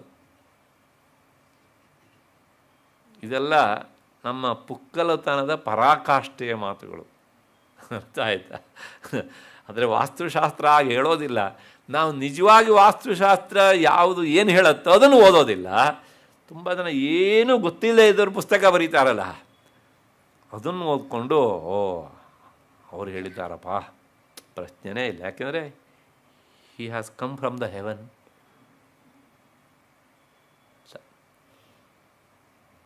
ಹಾಗಾಗಿ ನೋಡಿದ್ದೇನೆ, ಲಕ್ಷ ಲಕ್ಷ ಖರ್ಚು ಮಾಡಿ ಕಟ್ಟಿದ ಮನೆಯನ್ನು ಒಡೆಸಿ ಹೊಸ್ದಾಗಿ ಕಟ್ಟೋದು. ಹೋದ್ರೆ ಹೋಯ್ತು, ಮನೆ ಕಟ್ಟೋದು ಒಂದು ಅವನಿಗೆ ಏನು ರೀ, ಅವನು ಖುಷಿ, ಆಹಾ ಗೊತ್ತಿಲ್ಲದೆ ಇರೋ ನನ್ನ ಮಾತಿಗೆ ಇಷ್ಟು ಬೆಲೆನಾ ಅಂತ. ಗೊತ್ತಿಲ್ಲದೆ ಹೇಳಿದ ನನ್ನ ಮಾತಿಗೆ ಇಷ್ಟು ಬೆಲೆ ಅಂತ ಗೊತ್ತಿದ್ದವರು ಹೇಳಲಿಕ್ಕೆ ಹೋಗೋದಿಲ್ಲ. ಹಾಗಾಗಿ ನೋಡಿ, ಬೆಂಗಳೂರಲ್ಲಂತೂ ಅದು ಅಷ್ಟಿಷ್ಟ, ಈಗ ಸ್ವಲ್ಪ ಮತ್ತು ಕಡಿಮೆ ಆಗಿದೆ. ಈಗ ಒಂದು 8-10 ವರ್ಷದವರೆಗೆ ತುಂಬ ಹುಚ್ಚಿಡ್ದಿತ್ತು. ಎಷ್ಟು ಹುಚ್ಚಿಡ್ದಿತ್ತು ಕೇಳಿದರೆ, ನಿಮ್ಯಾನ್ಸಲ್ಲಿ ಜಾಗ ಇಲ್ಲ ಅಂತ ಅವ್ರನ್ನೆಲ್ಲ ಈಚೆ ಬಿಟ್ಟಿದ್ರು. ಏನು ವಾಸ್ತು ಸರಿ ಇಲ್ಲ ಅಂತ. ಅರೆ ಆಫೀಸಿಗೆ ಹೋದ್ರೆ ಕೂತ್ಕೊಳ್ಳೋದಕ್ಕೆ ವಾಸ್ತು ನೋಡೋದು. ಕುರ್ಚಿ ತಿರ್ಚಾಕ್ಕೊಳ್ರಿ, ತಿರ್ಚಿ ಅಂತ, ಸೀಟು ಸರಿ ಮಾಡ್ಕೊಳ್ಬೇಕು ಅಂತ. ಆಮೇಲೆ ನೀವು ಈ ಕಡೆ ಮುಖ ಮಾಡಿ ಕೂತ್ಕೊಳ್ಬೇಕು. ಎಷ್ಟರ ಮಟ್ಟಿಗೆ ಕೇಳಿದ್ರೆ, ಮನೇಲಿ ಸಿಲಿಂಡರ್ ಬಂದರೆ ಅಲ್ಲಿ ಇಡಬೇಡ್ರಿ, ಮತ್ತೆ ಎಲ್ಲಿಡ್ಬೇಕು ಅದನ್ನು? ಟಿ ವಿ ಅಲ್ಲಿ ಇಡಬಾರ್ದು. ಅದು ಪ್ರಾಯಶಃ ಈ ಅನುಭವ ನಿಮಗೆಲ್ಲ ಆಗಿದೆ ಅಂತ ಅಂದ್ಕೊಂಡಿದ್ದೇನೆ ನಾನು ಹೀಗೆ ಅಂತ. ಆಮೇಲೆ ಅಲ್ಲೇನೋ ಒಂದು ಭಾರ ಇಡ್ತೇವೆ ನಾವು, ಅಲ್ಲಿ ಇಡಬಾರ್ದು ರೀ ಅದನ್ನು. ಯಾಕೆಂದರೆ ಕೆಳಗಡೆ ದೇವ್ರ ಮನೆ ಇದೆ, ಮೇಲ್ಗಡೆ ಒಂದು ಸೆಲ್ಫ್ ಥರ ಇದೆ, ಅಲ್ಲಿ ಇಡಬಾರ್ದು ಅಂತ. ದೇವ್ರ ಭಾರ ಇಟ್ಟಂಗಾಗುತ್ತಂತೆ. ನನ್ನೊಂದು ಪ್ರಶ್ನೆ ಉಂಟು, ನಾವು ನಮ್ಮ ಇಡೀ ಭಾರವನ್ನು ಯಾರ ಮೇಲೆ ಹಾಕೋದ್ರಿ? ಭಗವಂತ ನನ್ನ ಭಾರವನ್ನೆಲ್ಲ ನಿನ್ನ ಮೇಲೆ ಹಾಕಿದ್ದೇನೆ ಅಂತ ಹೇಳ್ತೇವೆ ಇಲ್ಲ, ಎಲ್ಲೋ ಹೋಗ್ತೇವೆ, ನನ್ನ ಮನೆಯ ಭಾರ ನಿನಗಿಟ್ಟಿದ್ದೇನಪ್ಪ, ಬರೋ ತನಕ ನೀನೇ ಕಾಯಿ ಅಂದರೆ ಇಂಡೈರೆಕ್ಟ್ ಎಷ್ಟು ಮಟ್ಟಿಗೆ ಹೇಳ್ತೇವೆ ಕೇಳಿದರೆ, ನಾನು ಬರೀ ನನ್ನ ಮನೆ ವಾಚ್ಮೆನ್ನಾಗಿ ನಿನ್ನ ಮನೆಯನ್ನು ರಕ್ಷಿಸು. ನೇರ ಈ ಶಬ್ದ ಹೇಳೋದಿಲ್ಲ, ಆದರೆ ನಮ್ಮ ಮನಸ್ಸಿನ ಭಾವನೆ ಏನು ರೀ ಅಂದರೆ ಇದೆಲ್ಲವನ್ನು ಹಂಬಲ್ಲಾಗಿ ನಾವು ಕೇಳ್ತೇವೆ. ಹಾಗಾಗಿ ಏನೋ ಅಲ್ಲೊಂದು ಇಟ್ಬಿಟ್ರೆ ಇಲ್ಲಿರುವ ದೇವ್ರ ತಲೆ ಮೇಲೆ ಇಟ್ಟಂಗೆ, ನೀವು ಎಲ್ಲಿಟ್ಟರೂ ಸಹ ಅವನ ತಲೆ ಮೇಲೆ ಭಾರ ಇಡೋದು. ಯಾಕೆಂದ್ರೆ ಅವನು ಇಲ್ಲದೆ ಇರುವ ಜಾಗವೇ ಇಲ್ಲ. ಆದರೆ ಈ ವಿಚಾರ ನಮಗೆ ಸದಾ ಗೊತ್ತಿರಬೇಕು. ಹಾಗಿದ್ದಾಗ ಮಾತ್ರ ಖಂಡಿತವಾಗಿಯೂ ಸಹ ಏನೂ ತೊಂದರೆ ಆಗುವುದಿಲ್ಲ. ಅಂಥವ್ರ ಮಾತು ಕೇಳಿಕೊಂಡು ನೀವು ಅದನ್ನು ಒಡಿಸಿ ಮತ್ತು ಪುನಃ ಇನ್ನೇನು ಮಾಡಿದರೆ ಖಂಡಿತವಾಗಿಯೂ ಸಹ ದೇವರಿಗೆ ತೃಪ್ತಿ ಆಗುತ್ತೋ ಇಲ್ವೋ ನನಗೆ ಗೊತ್ತಿಲ್ಲ, ನಿಮ್ಮ ದುಡ್ಡಂಟು ಒಂದಿಷ್ಟು ಕರಗತ್ತೆ ಅಷ್ಟೇ. ಹಾಗಾಗಿ ವಾಸ್ತು ಅನ್ನೋದುಂಟಲ್ಲ, ಅದು ನಿಜವಾದ ಅರ್ಥ ಏನು ಅಂದರೆ, ಮನೆಯಲ್ಲಿ ಒಳ್ಳೆಯ ಶಬ್ದಗಳು ಬರಬೇಕು, ಒಳ್ಳೆಯ ವಿಚಾರ ಬರಬೇಕು. ನೀವು ಏನು ಹೇಳಿದರೂ ಸಹ ಅದು ವಾ ಅಸ್ತು, ಅಸ್ತು ವಾ, ನೀನು ಹೇಳಿದ್ದು ಹಾಗೇ ಆಗಲಿ ಅಂತ ಹೇಳುತ್ತೆ ಆ ದೇವತೆ. ನೀವು ಕೆಟ್ಟದ್ದನ್ನು ಹೇಳಿದರೆ, ದಿನವೂ ಬೈಗಳದ ಶಬ್ದವನ್ನು ಹೇಳಿದರೆ ಅದು ವಾ ಅಸ್ತು. ಅಪ್ಪ 4 ಕೆಟ್ಟ ಶಬ್ದ ಹೇಳಿದರೆ ಮಗ 10 ಹೇಳ್ತಾನೆ, ಹೌದಾ? ಅಸ್ತು ಅಂದ್ರೆ ಏನು ರೀ? ಆಗಲಿ ಅಂತ ಹೇಳ್ತೇವಲ್ಲ, ದೀರ್ಘಾಯುಷ್ಯ ಮಸ್ತು, ಮಸ್ತಲ್ಲ ಅಸ್ತು ಅಂತ. ಆದ್ದರಿಂದ ಆ ವಾಸ್ತು ಪುರುಷ ನಮ್ಮ ಮನೆಯಲ್ಲಿದ್ದು ನಾವು ಮಾಡುವಂತಹ ಉತ್ತಮ ಕೆಲಸಗಳಿಗೆ ಅಸ್ತು ಅಸ್ತು ಅಸ್ತು. ಅದಕ್ಕೋಸ್ಕರಲೇ ನಾವು ಮೊದಲೆಲ್ಲ ಮನೆ ಮೇಲೆ ಹಾಕ್ತಿದ್ರು ಶಿವಂ ವಾಸ್ತು ಶುಭಂ ವಾಸ್ತು ಶಿವಂ ವಾಸ್ತು. ಇದೆಲ್ಲ ಬೇಕಾಗಿಲ್ಲ ನಮಗೆ, ಇದು ಶಾಸ್ತ್ರ ಸಮ್ಮತವಾದದ್ದು. ಸಿಲಿಂಡ್ರಲ್ಲಿ ಇಡಬೇಡಿ, ಟಿ ವಿಯಲ್ಲಿ ಇಡಬೇಡಿ, ಟೇಬಲ್ ತಿರ್ಸಾಕ್ಕೊಳ್ಳಿ, ಇದೆಲ್ಲ ಯಾವ ಶಾಸ್ತ್ರದಲ್ಲೂ ಇಲ್ಲ. ಅಷ್ಟು ಹಿನ್ನೆಲೆಯಲ್ಲಿ ವಿಷಯಕ್ಕೆ ಬರೋಣ. ದಕ್ಷಿಣ ದಿಕ್ಕು, ಮನೆ ಮುಖವನ್ನು ದಕ್ಷಿಣ ದಿಕ್ಕಿಗೆ ಮಾಡಿದರೆ ಅದು ವಾಸ್ತು ಸರಿ ಇಲ್ಲದೆ ತೊಂದರೆ ಆಗುತ್ತೆ ಅಂತ ಬೇಕಷ್ಟು ಜನ ಸುಖವಾಗಿ ಇರೋರು ನೋಡಿದ್ದೇನೆ ಇದ್ದಾರೆ. ನಮ್ಮ ಊರಿನಲ್ಲಿ ಒಂದು ಹಳ್ಳಿ ಉಂಟು ರೀ, ಅಷ್ಟೂ ಮನೆ ದಕ್ಷಿಣ ದಿಕ್ಕಿಗೆ ಮುಖವಾಗಿ ಉಂಟು. ಎಲ್ಲರೂ ಕುಬೇರಂದಿರೇ, ಒಬ್ಬ ದೊಡ್ಡ ಕುಬೇರ ಇನ್ನೊಬ್ಬ ಚಿಕ್ಕ ಕುಬೇರ ಅನ್ನೋದು ಬಿಟ್ಟರೆ ಕುಬೇರತ್ವದಿಂದ ಇಳಿದವ್ರು ಯಾರೂ ಇಲ್ಲ. 9-10 ಮನೆ ಇದೆ ಆ ಊರಿನಲ್ಲಿ, ಎಲ್ಲರೂ ಸಹ ಆಸ್ತಿಕ ಪ್ರಜ್ಞೆಯೂ ಉಂಟು. ಏನು ಹೇಳ್ತೀರಿ ಇದಕ್ಕೆ? ಅಲ್ಲಿಗೆ ನೀವು ಹೇಳೋದಿದೆಯಲ್ಲ ಪುಸ್ತಕ ಬರೋದು, ಅದು ಏನು ಅಂತಾಯಿತು? ಸತ್ಯಕ್ಕೆ ದೂರವಾದದ್ದು ಅಂತ. ಹಾಗಾಗಿ ಅಂಥದ್ದನ್ನು ಓದಬೇಕಿದ್ರೆ ಎಚ್ಚರಿಕೆ, ನಮ್ಮ ಸೆಲೆಕ್ಷನ್ ಸರಿಯಾಗಿರಬೇಕು ಅಷ್ಟೇ. ಅಷ್ಟು ಹಿನ್ನೆಲೆಯಲ್ಲಿ ಅವನು ದಕ್ಷಿಣ ದಿಕ್ಕನ್ನು ನೋಡುವವನು ಯಾರು? ದಕ್ಷಿಣಾಮೂರ್ತಿ. ಯಾಕೆ ಅಂದರೆ ದಕ್ಷಿಣ ದಿಕ್ಕಿನ ದೇವತೆ ಮೃತ್ಯು ಯಮ ಆದ್ದರಿಂದ ಮೃತ್ಯುವನ್ನು ತಾನು ಗೆದ್ದವನು ಅನ್ನೋದರ ಸೂಚಕವಾಗಿ ದಕ್ಷಿಣ ದಿಕ್ಕಿಗೆ ಮುಖ ಮಾಡಿಕೊಂಡಿದ್ದಾನೆ. ಅವನ ಪತ್ನಿ ಕಾಲಿ. ಇವಳು ಎಂಥ ಮಾಡ್ತಾಳೆ, ಏನು ಮಾಡ್ತಾಳೆ ಅಂತಂದರೆ ನೋಡಿ, ಕಾಲಯತಿ ದ್ರಾವಯತಿ ಭಯಾತ್ ಮೃತ್ಯುಮಪಿ. ಮೃತ್ಯು ಎಲ್ಲವನ್ನೂ ಆತ ಮರಣಕ್ಕೆ ತುತ್ತು ಮಾಡಿದರೆ ಇವಳು ಆ ಮೃತ್ಯುವನ್ನೂ ಸಹ ಮರಣಕ್ಕೆ ತಂದು ಒಡ್ತಾಳಂತೆ. ಮೃತ್ಯುವಿಗೂ ಸಹ ಮೃತ್ಯು ರೂಪಿಣಿ ಆದ್ದರಿಂದ ಅವಳ ಹೆಸರು ಕಾಲಿ. ಕಲಯತಿ, ಅವನನ್ನು ಸಹ ಕಬಳಿಸಿ ಬಿಡ್ತಾಳೆ. ಸೌಂದರ್ಯ ಲಹರಿಯಲ್ಲಿ ಭಗವತ್ಪಾದರು ಈ ಅರ್ಥ ಬರುವಂಥ ಶ್ಲೋಕವನ್ನು ಹೇಳಿದ್ದಾರೆ. ನೀನು ಅದಾದಮೇಲೆ ಮರಣ ಇಲ್ಲ, ವಿರಚಯತಿ ನೀರಾಜನ ಇಧಿಂ ಅಂತ ಅವನಿಗೆ ಅಂತ. ಹಾಗಾಗಿ ಈ ಚತುರ್ದಶ ಭುವನಗಳೂ ಸಹ ಏನಾಗ್ತವೆ, ನಾಶವಾಗಿ ಹೋಗ್ತವೆ. ಆದರೆ ಅಂಥ ಸಂದರ್ಭದಲ್ಲೂ ಸಹ ನಿನ್ನ ಪತಿ ಮಾತ್ರ ಅವನು ಇಲ್ಲಿ ಏನೂ ಆಗದೆ ಇರ್ತಾನೆ. ಅದಕ್ಕೆ ಕಾರಣ ನಿನ್ನ ಓಲೆ ಭಾಗ್ಯ ಅಂತ. ಶಿವನನ್ನ ಮೃತ್ಯುವು ಸಹ ಕಬಳಿಸುವುದಿಲ್ಲ ಅಂತ ಭಗವತ್ಪಾದರು ಹೀಗೆ ಹೇಳಿದ್ದಾರೆ. ಕಾರಣ ಜಗನ್ಮಾತೆಯ ಪ್ರಭಾವ. ಹಾಗಾಗಿ ಅಂಥ ಜಗನ್ಮಾತೆ ಇನ್ನೊಂದು ಹೆಸರು ಕಾಲಿ, ಅಂದರೆ ಮೃತ್ಯುವನ್ನು ಸಹ ಕಬಳಿಸುವಳಾದ್ದರಿಂದ ಅವಳ ಹೆಸರು ಕಾಲಿ ಅಂತ. ಕಾಲಯತಿ ದ್ರಾವಯತಿ, ಅವನನ್ನು ಕರಗಿಸಿ ಬಿಡ್ತಾಳೆ, ನಾಶಗೊಳಿಸ್ತಾಳೆ ಅಂತ ಅರ್ಥ. ನೆಕ್ಸ್ಟ್ ಅದಾದಮೇಲೆ ಮುಂದಿನದು ಭದ್ರಕಾಳಿ ಅಂತ. ಈ ಹೆಸರು ಕೇಳಿದಾಗಲೂ ಸಹ ನಮಗೆ ಸ್ವಲ್ಪ ಭಯ ಆಗ್ತದೆ. ಭದ್ರಕಾಳಿ ಅಂತ ಹೆಸರಿಟ್ಬಿಟ್ರೆ ಏನಪ್ಪ ಅಂತ. ಅದು ಸಹ ಅಷ್ಟೇ ಒಳ್ಳೆಯ ಅರ್ಥವನ್ನು ಕೊಡುವಂತಹದ್ದು. ಏನು ಹಾಗಂದರೆ ಭದ್ರಂ, ಈಗ ತಾನೇ ಹೇಳಿದ್ದೇನೆ, ಭದ್ರಂ ಸ್ವಶ್ರೇಯಸಂ ಶಿವಂ ಭದ್ರಂ ಕಲ್ಯಾಣಂ ಮಂಗಳಂ ಶುಭಂ. ಭದ್ರಂ ಅಂದರೆ ಮಂಗಳ ಅಂತ ಅರ್ಥ. ಆ ಭದ್ರವಾದನ ಮಂಗಳವಾದದನ್ನು ಕಲಯತಿ, ಆ ಕಲಯತಿ ತನ್ನ ಭಕ್ತರಿಗೆ ಹೆಚ್ಚೆಚ್ಚು ಮಂಗಳವಾದದ್ದನ್ನೇ ತಂದು ಕೊಡುವವಳು ಹೆಸರು ಭದ್ರಕಾಳಿ. ಎಷ್ಟು ಒಳ್ಳೆಯ ಹೆಸರು ನೋಡಿ ಮತ್ತೆ ಅಂತ. ಅದಕ್ಕೆ ಬೇರೆ ಅರ್ಥದಲ್ಲೇ ಈ ಹೆಸರನ್ನು ಬಳಸ್ಕೊಂಡಿದ್ದು ಉಂಟು, ಆದರೆ ಅದರ ನಿಜವಾದಂಥ ಅರ್ಥ ವಿವರಣೆ ಹೀಗೆ: ಭದ್ರಕಾಳಿ, ಭಕ್ತರಿಗೆ ಮಂಗಳವನ್ನು ಉಂಟು ಮಾಡುವವಳು ಅಂತ. ಅದಾದಮೇಲೆ ಮುಂದಿನದು ಕಪಾಲಿನಿ ಅಂತ. ಕಪಾಲಿನಿ ಅಂದರೆ ತನ್ನ ಕೈಯಲ್ಲಿ ನರಶಿರದ, ಕಪಾಲ ಅಂದರೆ ಸ್ಕಲ್, ಆ ನರ ಶಿರ ಉಂಟಲ್ಲ ಸ್ಕಲ್, ಅದನ್ನು ಹಿಡಿದುಕೊಂಡವಳು. ಆದ್ದರಿಂದ ಅವಳ ಹೆಸರು ಕಪಾಲಿನಿ ಅಂತ. ನಿಮಗೆ ಗೊತ್ತಿರಬೇಕು, ಶಿವ ಬ್ರಹ್ಮನ ತಲೆಯನ್ನು ಚಿವುಟಿದ್ದ. ನನ್ನನ್ನು ಯಾರೋ ಕೇಳಿದರು ಅದನ್ನು. ಆವತ್ತಿಂದ ಅವನಿಗೆ ಚತುರ್ಮುಖ ಅಂತ ಹೆಸರು ಬಂತು. ಯಾರಿಗೆ? ಬ್ರಹ್ಮನಿಗೆ. ಅದಕ್ಕೂ ಮೊದಲು ಅವನು ಸಹ ಪಂಚಮುಖನೇ ಆಗಿದ್ದ. ಆ ಪಂಚಮುಖ ಎನ್ನುವಂಥ ಹೆಸರು ವಿಶೇಷವಾಗಿ ಶಿವನಿಗೆ. ಧ್ಯೇಯ ಪಂಚಮುಖೋ ರುದ್ರ. ಇದಿಷ್ಟನ್ನು ಇಟ್ಕೊಂಡೇ ಬ್ರಹ್ಮ ತಕರಾರು ತೆಗೆದಿದ್ದ. ನಾನು ನೀನು ಈಕ್ವಲ್ಲು, ನೀನೇನು ನನಗಿಂತ ಹೆಚ್ಚು ಅಂತ. ಆಗ ಶಿವ ಹೇಳಿದ, ಇಷ್ಟರಿಂದಲೇ ನಾನು ನೀನು ಈಕ್ವಲ್ಲು ತಾನೇ, ನೋಡು ಇದೊಂದು ಕೆಲಸ ಮಾಡ್ತೇನೆ, ಸೊ ಒಂದು ಮೈನಸ್ ಮಾಡಿಬಿಡ್ತೇನೆ ಅಂತ ಚಿವುಟ್ಬಿಟ್ಟ ಅದನ್ನು. ಇವಾಗ ಇಕ್ಕಲ್ಲು ಹೇಳ್ತೀಯಾ? ಇಲ್ಲ. ಚಿವುಟಿದ್ದೇನಾಯಿತು, ಬಂದು ಅವನ ಕೈಗೆ ಅಂಟ್ಕೊಡ್ತದೆ ಗ್ರಹಚಾರ. ಅದು ಹೇಳಿ ಕೇಳಿ ಅಂತಿಂಥ ತಲೆ ಅಲ್ಲ ನೋಡಿ, ಬ್ರಹ್ಮನ ತಲೆ, ಸೃಷ್ಟಿಕರ್ತನ ತಲೆ.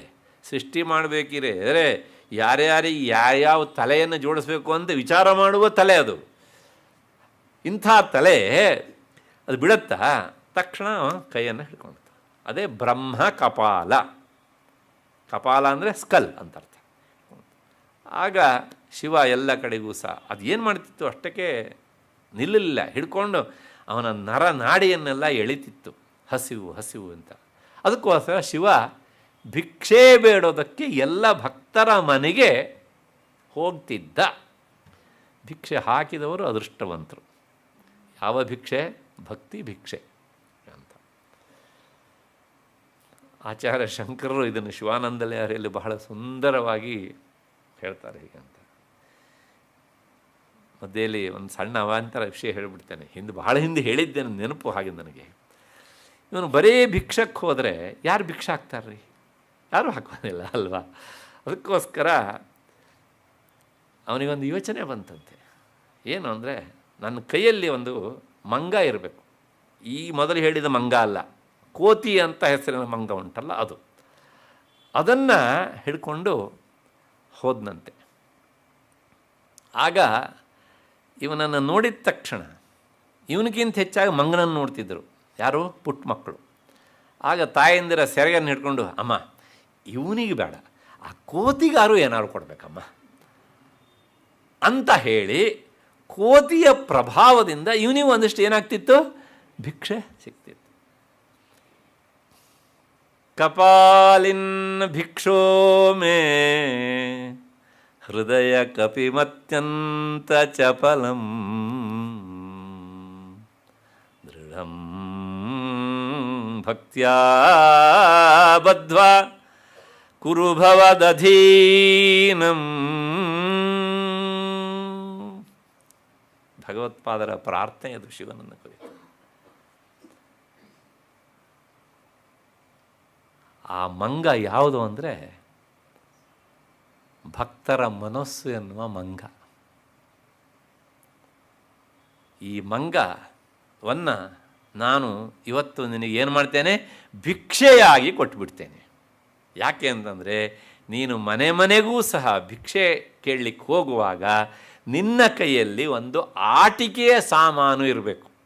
ಆ ಆಟಿಕೆಯ ಸಾಮಾನು ಯಾವುದು ಅಂದರೆ, ನಾನು ನಿನಗೆ ಕೊಟ್ಟಂತಹ ಮಂಗ, ಅಂದರೆ ನನ್ನ ಮನಸ್ಸು ಎನ್ನುವಂಥ ಮಂಗವನ್ನು ನಿನಗೆ ಕೊಡ್ತೇನೆ. ಅದರಿಂದ ಇಬ್ಬರಿಗೂ ಉಪಕಾರ. ನನಗೆ ಅದರ ಉಪದ್ರವ ತೊಲಗಿತು. ಮನಸ್ಸು ಅದು ಕೋತಿ, ಚಂಚಲವಾದದ್ದಲ್ವಾ, ಒಂದು ಕಡೆ ಇದ್ದಲ್ಲಿ ಇರುವುದಿಲ್ಲ. ಕೋತಿ ಹಾಗಿರೋದಿಲ್ವ ಹಾಗೆ ಅಂತ ಅರ್ಥ. ಇಲ್ಲಿ ಕೂತಿರ್ತೇವೆ, ಮನೆ ಬಗ್ಗೆ ವಿಚಾರ ಮಾಡ್ತೇವೆ, ಹೌದು ತಾನೇ? ಆದ್ದರಿಂದ ನಾವು ಆ ಮಂಗನನ್ನು ಕೊಟ್ಟರೆ ಅವನಿಗೊಂದು ಅನುಕೂಲ. ಏನು ಅಂದರೆ, ಆ ಮಂಗನನ್ನು ನೋಡಿ ಆದರೂ ಸಹ ಆ ಮಗು ಹೇಳ್ತಲ್ಲ, ಅಂದರೆ ಅವನಿಗೆ ಬೇಡ, ಮಂಗನನ್ನು ನೋಡಿ ಅವನಿಗೆ ಹಾಕೋಣ ಅಂತೇಳಿ. ಹಾಗಾಗಿ ನಿನಗೇನಾಗುತ್ತೆ, ಭಿಕ್ಷೆ ಹೆಚ್ಚು ಬರುತ್ತೆ. ಅದರಿಂದ ಇಬ್ಬರಿಗೂ ಲಾಭ ಆಗುವ ಕೆಲಸವನ್ನು ಯಾಕೆ ಮಾಡಬಾರ್ದು ಅಂದರೆ ಏನು ಹೇಳಿದ್ರು ಅಂದರೆ, ಹೇ ಪರಶಿವ, ನಾನಾಗಿ ನನ್ನ ಮನಸ್ಸು ಎನ್ನುವ ಮಂಗವನ್ನು ನಿನ್ನತ್ತ ಕಳಿಸಲಾರೆ. ನಿನ್ನ ಹತ್ರ ಒಂದು ಹಗ್ಗ ಉಂಟು, ಆ ಹಗ್ಗದ ಹೆಸರು ಭಕ್ತಿ ಅಂತ ಹಗ್ಗ. ಆ ಭಕ್ತಿ ಎನ್ನುವಂಥ ಹಗ್ಗದಿಂದ ನನ್ನ ಮನಮಂಗನನ್ನು ಕಟ್ಟಿಕೊಂಡು ನೀನು ಎಳ್ಕೊಂಡು ಹೋಗ್ಬಿಡು. ಆಗ ಭಿಕ್ಷೆ ಕೇಳು, ನಿನಗೆ ಬೇಕಷ್ಟು ಭಿಕ್ಷೆ ಸಿಗ್ತದೆ. ನಿನಗೆ ಲಾಭ ಆಗುತ್ತೆ ಅಂತಾರೆ, ಆ ಕೆಲಸ ಯಾಕೆ ಬಿಡ್ತೀಯೆ? ನನಗೆ ಲಾಭ ಆಗೋದ್ರಿಂದ ನಾನು ಆ ಕೆಲಸ ಮಾಡ್ತಿದ್ದೇನೆ, ನಿನಗೆ ಲಾಭ ಆಗುತ್ತೆ, ನನ್ನ ಮನಸ್ಸನ್ನು ನೀನು ಕಟ್ಕೊಂಡು ತೊಗೊಂಡು ಹೋಗು. ಅಂದರೆ ನನ್ನ ಮನಸ್ಸು ನಿನ್ನತ್ತ ಬರಬೇಕು ಅಂದರೆ ನೀನೇ ಸಹಾಯ ಮಾಡಬೇಕು. ಎಂತಹ ಅಸಹಾಯಕತೆಯನ್ನು ಟೋಟಲ್ಲಾಗಿ ಹೇಳ್ತಾರೆ ಹೀಗೆ ಅಂತ. ನಾವೇನೋ ಮನಸ್ಸನ್ನು ಹರಿಸ್ಬೇಕು ಅಂತ ಕೂತಿರ್ತೇವೆ, ಒಂದು ಕ್ಷಣ ಅಲ್ಲಿರುತ್ತೆ, ಮತ್ತು ಇನ್ನೊಂದು 10 ನಿಮಿಷ 15 ನಿಮಿಷಕ್ಕೆ ಅಲ್ಲಿಂದ ಜಾಗ ಖಾಲಿ ಮಾಡಿರುತ್ತೆ. ಹಾಗಾಗಿ ಮನಸ್ಸನ್ನು ನಿಗ್ರಹಿಸುವುದು ಬಹಳ ಕಷ್ಟ. ಅದಕ್ಕೆ ಬೇಕಾದಂತಹ ಕಟ್ಟಿ ಒಯ್ಯೋದಕ್ಕೆ ಬೇಕಾದಂತಹ ಹಗ್ಗ ನಿನ್ನತ್ರ ಉಂಟು ಅಂತ ಪ್ರಾರ್ಥನೆ ಮಾಡ್ತಾರೆ.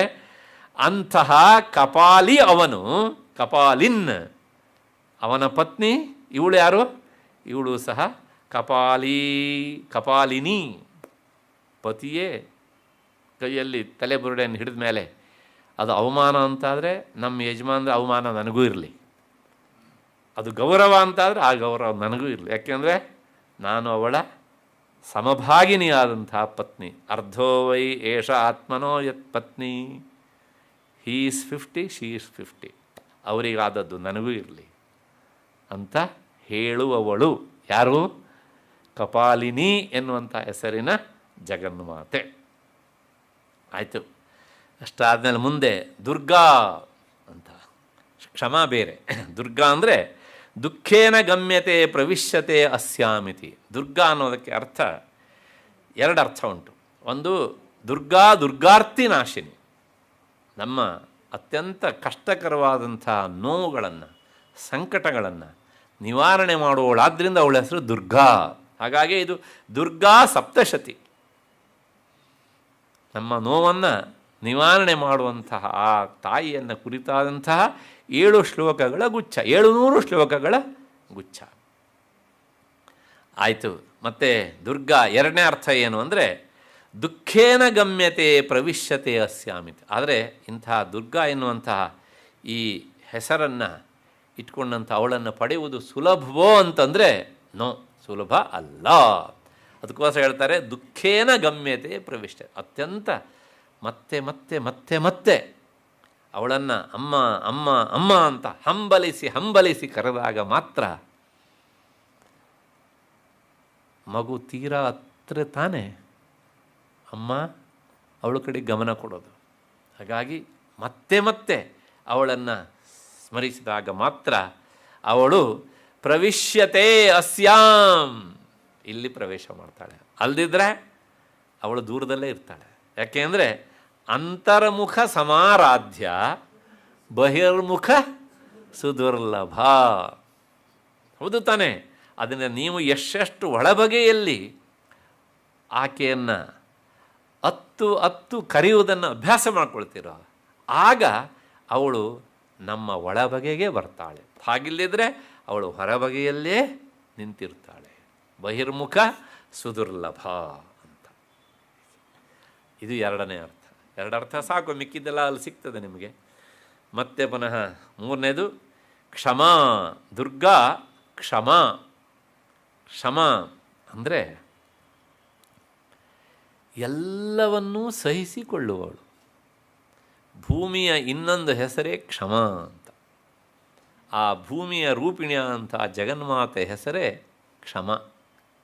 ನೀವು ಆಕೆಯನ್ನು ತುಳಿರಿ, ಕೊಚ್ಚಿರಿ, ಕಡಿರಿ, ಒದಿರಿ, ಯಾವುದಕ್ಕಾದ್ರೂ ಪ್ರತಿಕ್ರಿಯಿಸ್ತಾಳೆ ಅವಳು? ಇಲ್ಲ ಅಲ್ವಾ? ಹಾಗಾಗಿ ಅವಳು ಪ್ರತಿಕ್ರಿಯಿಸೋದಿಲ್ಲ. ಆದರೂ ನಾವು ಬೆಳಗಾತ ಎದ್ದೊಂದು ಪ್ರಾರ್ಥನೆ ಮಾಡ್ತೇವೆ. ಸಮುದ್ರ ವಸನೇ ದೇವಿ ಪರ್ವತ ಸ್ತನಮಂಡಲೇ ವಿಷ್ಣು ಪತ್ನಿ ನಮಸ್ತುಭ್ಯಂ ಪಾದಸ್ಪರ್ಶಂ ಕ್ಷಮಸ್ವಮೆ. ಇಂಥದ್ದೆಲ್ಲ ಇದ್ದರೆ ಅದು ಭಾರತೀಯರಲ್ಲಿ ಮಾತ್ರ. ಅದು ವೈದಿಕ ಪರಂಪರೆಯಿಂದ ಬಂದದ್ದು ಇಂಥದ್ದೆಲ್ಲ. ಅದು ನಾವು ಮರಿಬಾರ್ದು. ಬೇರೆ ದೇಶದಲ್ಲಿ ಉಂಟಾ? No, it is an earth ಅಷ್ಟೇ. ಅಷ್ಟೇ, ಅರ್ತ್ ಅಂದರೆ ಬೇರೆ ಅಲ್ವಾ? ಆದರೆ ನಮ್ಮಲ್ಲೇ ಏನಂತ ಕರೆದು ಅದನ್ನು ಕ್ಷಮಾ, ಸಹಿಸ್ಕೊಳ್ತಾಳೆ. ನೋಡಿ, ಎಲ್ಲರೂ ಪ್ರತಿಕ್ರಿಯಿಸುತ್ತಾರೆ. ನೀವು ತೀರಾ ಆ ಪ್ರಕೃತಿ ಮಾತೆಗೆ, ಭೂಮಿ ತಾಯಿಗೆ ತೊಂದರೆ ಕೊಟ್ಟಾಗ ಮಾತ್ರ ತನ್ನ ಪ್ರಚಂಡವಾದ ಶಕ್ತಿಯನ್ನು ತೋರಿಸ್ತಾಳೆ. ಹೈವೇನೇ ಬಂದಾಗಿಬಿಡ್ತದೆ. ಹೊಳೆಗೆ ನೀವು ಹಾಕಿದ ಆಣೆಕಟ್ಟು ಯಾವ ಲೆಕ್ಕಕ್ಕೂ ಅಲ್ಲ, ಅವಳೇ ಆಣೆಕಟ್ಟನ್ನು ತಂದು ಹಾಕಿಬಿಡ್ತಾಳೆ ಅಂತ ಅಲ್ವಾ? ಯಾಕೆ? ನಾವು ಮಾಡಿದ ತಪ್ಪು. ಎಲ್ಲೋ ಕೆಲವು ಸಲ ಅದಕ್ಕೆ ಸರಿಯಾಗಿ ಪ್ರತಿಕ್ರಿಯಿಸ್ತಾಳೆ ಹೀಗೆ ಅಂತ. ಹಾಗಾಗಿ ಎಲ್ಲವನ್ನು ಸಹಿಸಿಕೊಳ್ಳುವಳಾದ್ದರಿಂದ ಅವಳ ಹೆಸರು ಕ್ಷಮಾ. ಆಯಿತು. ಆದರೆ ಇಲ್ಲಿ ಹಾಗೆ ಅಂತ ಕೇಳಿದರೆ ಕ್ಷಮತೆ ಭಕ್ತ ಅಪರಾಧಾನ್ ಇತಿ ಕ್ಷಮಾವತಿ. ಭಕ್ತರು ಆಕೆ ವಿಷಯದಲ್ಲಿ ಮಾಡಿದಂಥ ಗೊತ್ತಿಲ್ಲದೆ ಮಾಡಿದ ಸಣ್ಣ ಸಣ್ಣ ತಪ್ಪುಗಳನ್ನು ಸಹ ಅವಳು ಕ್ಷಮಿಸ್ತಾಳೆ. ಯಾಕೆಂದರೆ ಕುಪುತ್ರೋ ಜಾಯೇತ ಕ್ವಚಿದಪಿ ಕುಮಾತಾ ನ ಭವತಿ. ಹುಟ್ಟಬಹುದಲ್ಲ ಕೆಟ್ಟ ಮಗು, ಹುಟ್ಟೀತೆ ಕೆಟ್ಟ ತಾಯಿ ಅಲ್ವಾ? ಅಮ್ಮನ ಹೊಟ್ಟೆಯಲ್ಲಿರುವಂತಹ ಮಗು ಚಲಿಸುವಾಗ ಕಾಲಿಂದ ಒದಿಯತ್ತೆ. ಯಾವುದಾದ್ರು ಒಬ್ಬಾಕೆ ತಾಯಿ ಈವರೆಗೆ ನನ್ನ ಮಗು ನನ್ನ ಹೊಟ್ಟೆಯಲ್ಲಿರುವಾಗ ನನಗೆ ಒದ್ದಿತ್ತು ಅಂತ ಹೇಳಿದ ದಾಖಲುಂಟ? ಮಗ ಆಮೇಲೆ ಮಾಡ್ಬೋದು ಆ ಕೆಲಸನ, ಮಾಡಬೇಕು ಅನ್ನೋ ಅರ್ಥದಲ್ಲಿ ನಾನು ಹೇಳ್ತಾ ಇಲ್ಲ. ಮಾಡುವವರು ಇದ್ದಾರೆ, ಅದಕ್ಕೋಸ್ಕರ ಈ ಮಾತನ್ನು ಹೇಳ್ತಿದ್ದೇನೆ. ಇದಕ್ಕೆ ಅಪವಾದವಾಗಿ ಬೇಕಷ್ಟು ಜನ ಇದ್ದಾರೆ ಮತ್ತೆ. ಆದ್ದರಿಂದ ಎಲ್ಲವನ್ನೂ ಸಹ ಸಹಿಸಿಕೊಳ್ಳೋರು. ತನ್ನ ಭಕ್ತರ ಅಪರಾಧವನ್ನು ಅವಳು ಸಹಿಸಿಕೊಳ್ತಾಳೆ. ಅಷ್ಟೇ ಅಲ್ಲ, ತೀವ್ರವಾದಂಥ ಹಂಬಲ ಇದ್ದ ಪಕ್ಷದಲ್ಲಿ ಸಹಿಸಿಕೊಂಡು ಅವಳೇ ಮಾರ್ಗದರ್ಶನವನ್ನು ಸಹ ಮಾಡ್ತಾಳೆ. ಅಷ್ಟು ಹಿನ್ನೆಲೆಯಲ್ಲಿ ಅವಳ ಹೆಸರು ಕ್ಷಮಾ. ಹಾಗಾಗಿ ಎಲ್ಲವನ್ನೂ ಸಹ ಅವಳು ಸಹಿಸಿಕೊಂಡು ನಮ್ಮ ತಪ್ಪನ್ನು ಕ್ಷಮಿಸ್ತಾಳೆ. 11 ನಾಮಗಳಲ್ಲಿ ಇಷ್ಟೇ ನಾಮ ಇವತ್ತು ಹೇಳ್ತಾ ಇದ್ದೇನೆ. ಇದನ್ನೂ ಸಹ ಅವಳು ಕ್ಷಮಿಸಲಿ ಅಂತ ಕೇಳಿಕೊಂಡು ನಾಳೆ 6 ಗಂಟೆಗೆ ಸೇರಿದಾಗ ಮುಂದಿನ ವಿಚಾರ ನೋಡೋಣ. ಅಲ್ಲಿಯವರೆಗೆ ನಿಮಗೆಲ್ಲರಿಗೂ ನಮಸ್ಕಾರ ಮತ್ತು ಕೃತಜ್ಞತೆಗಳು.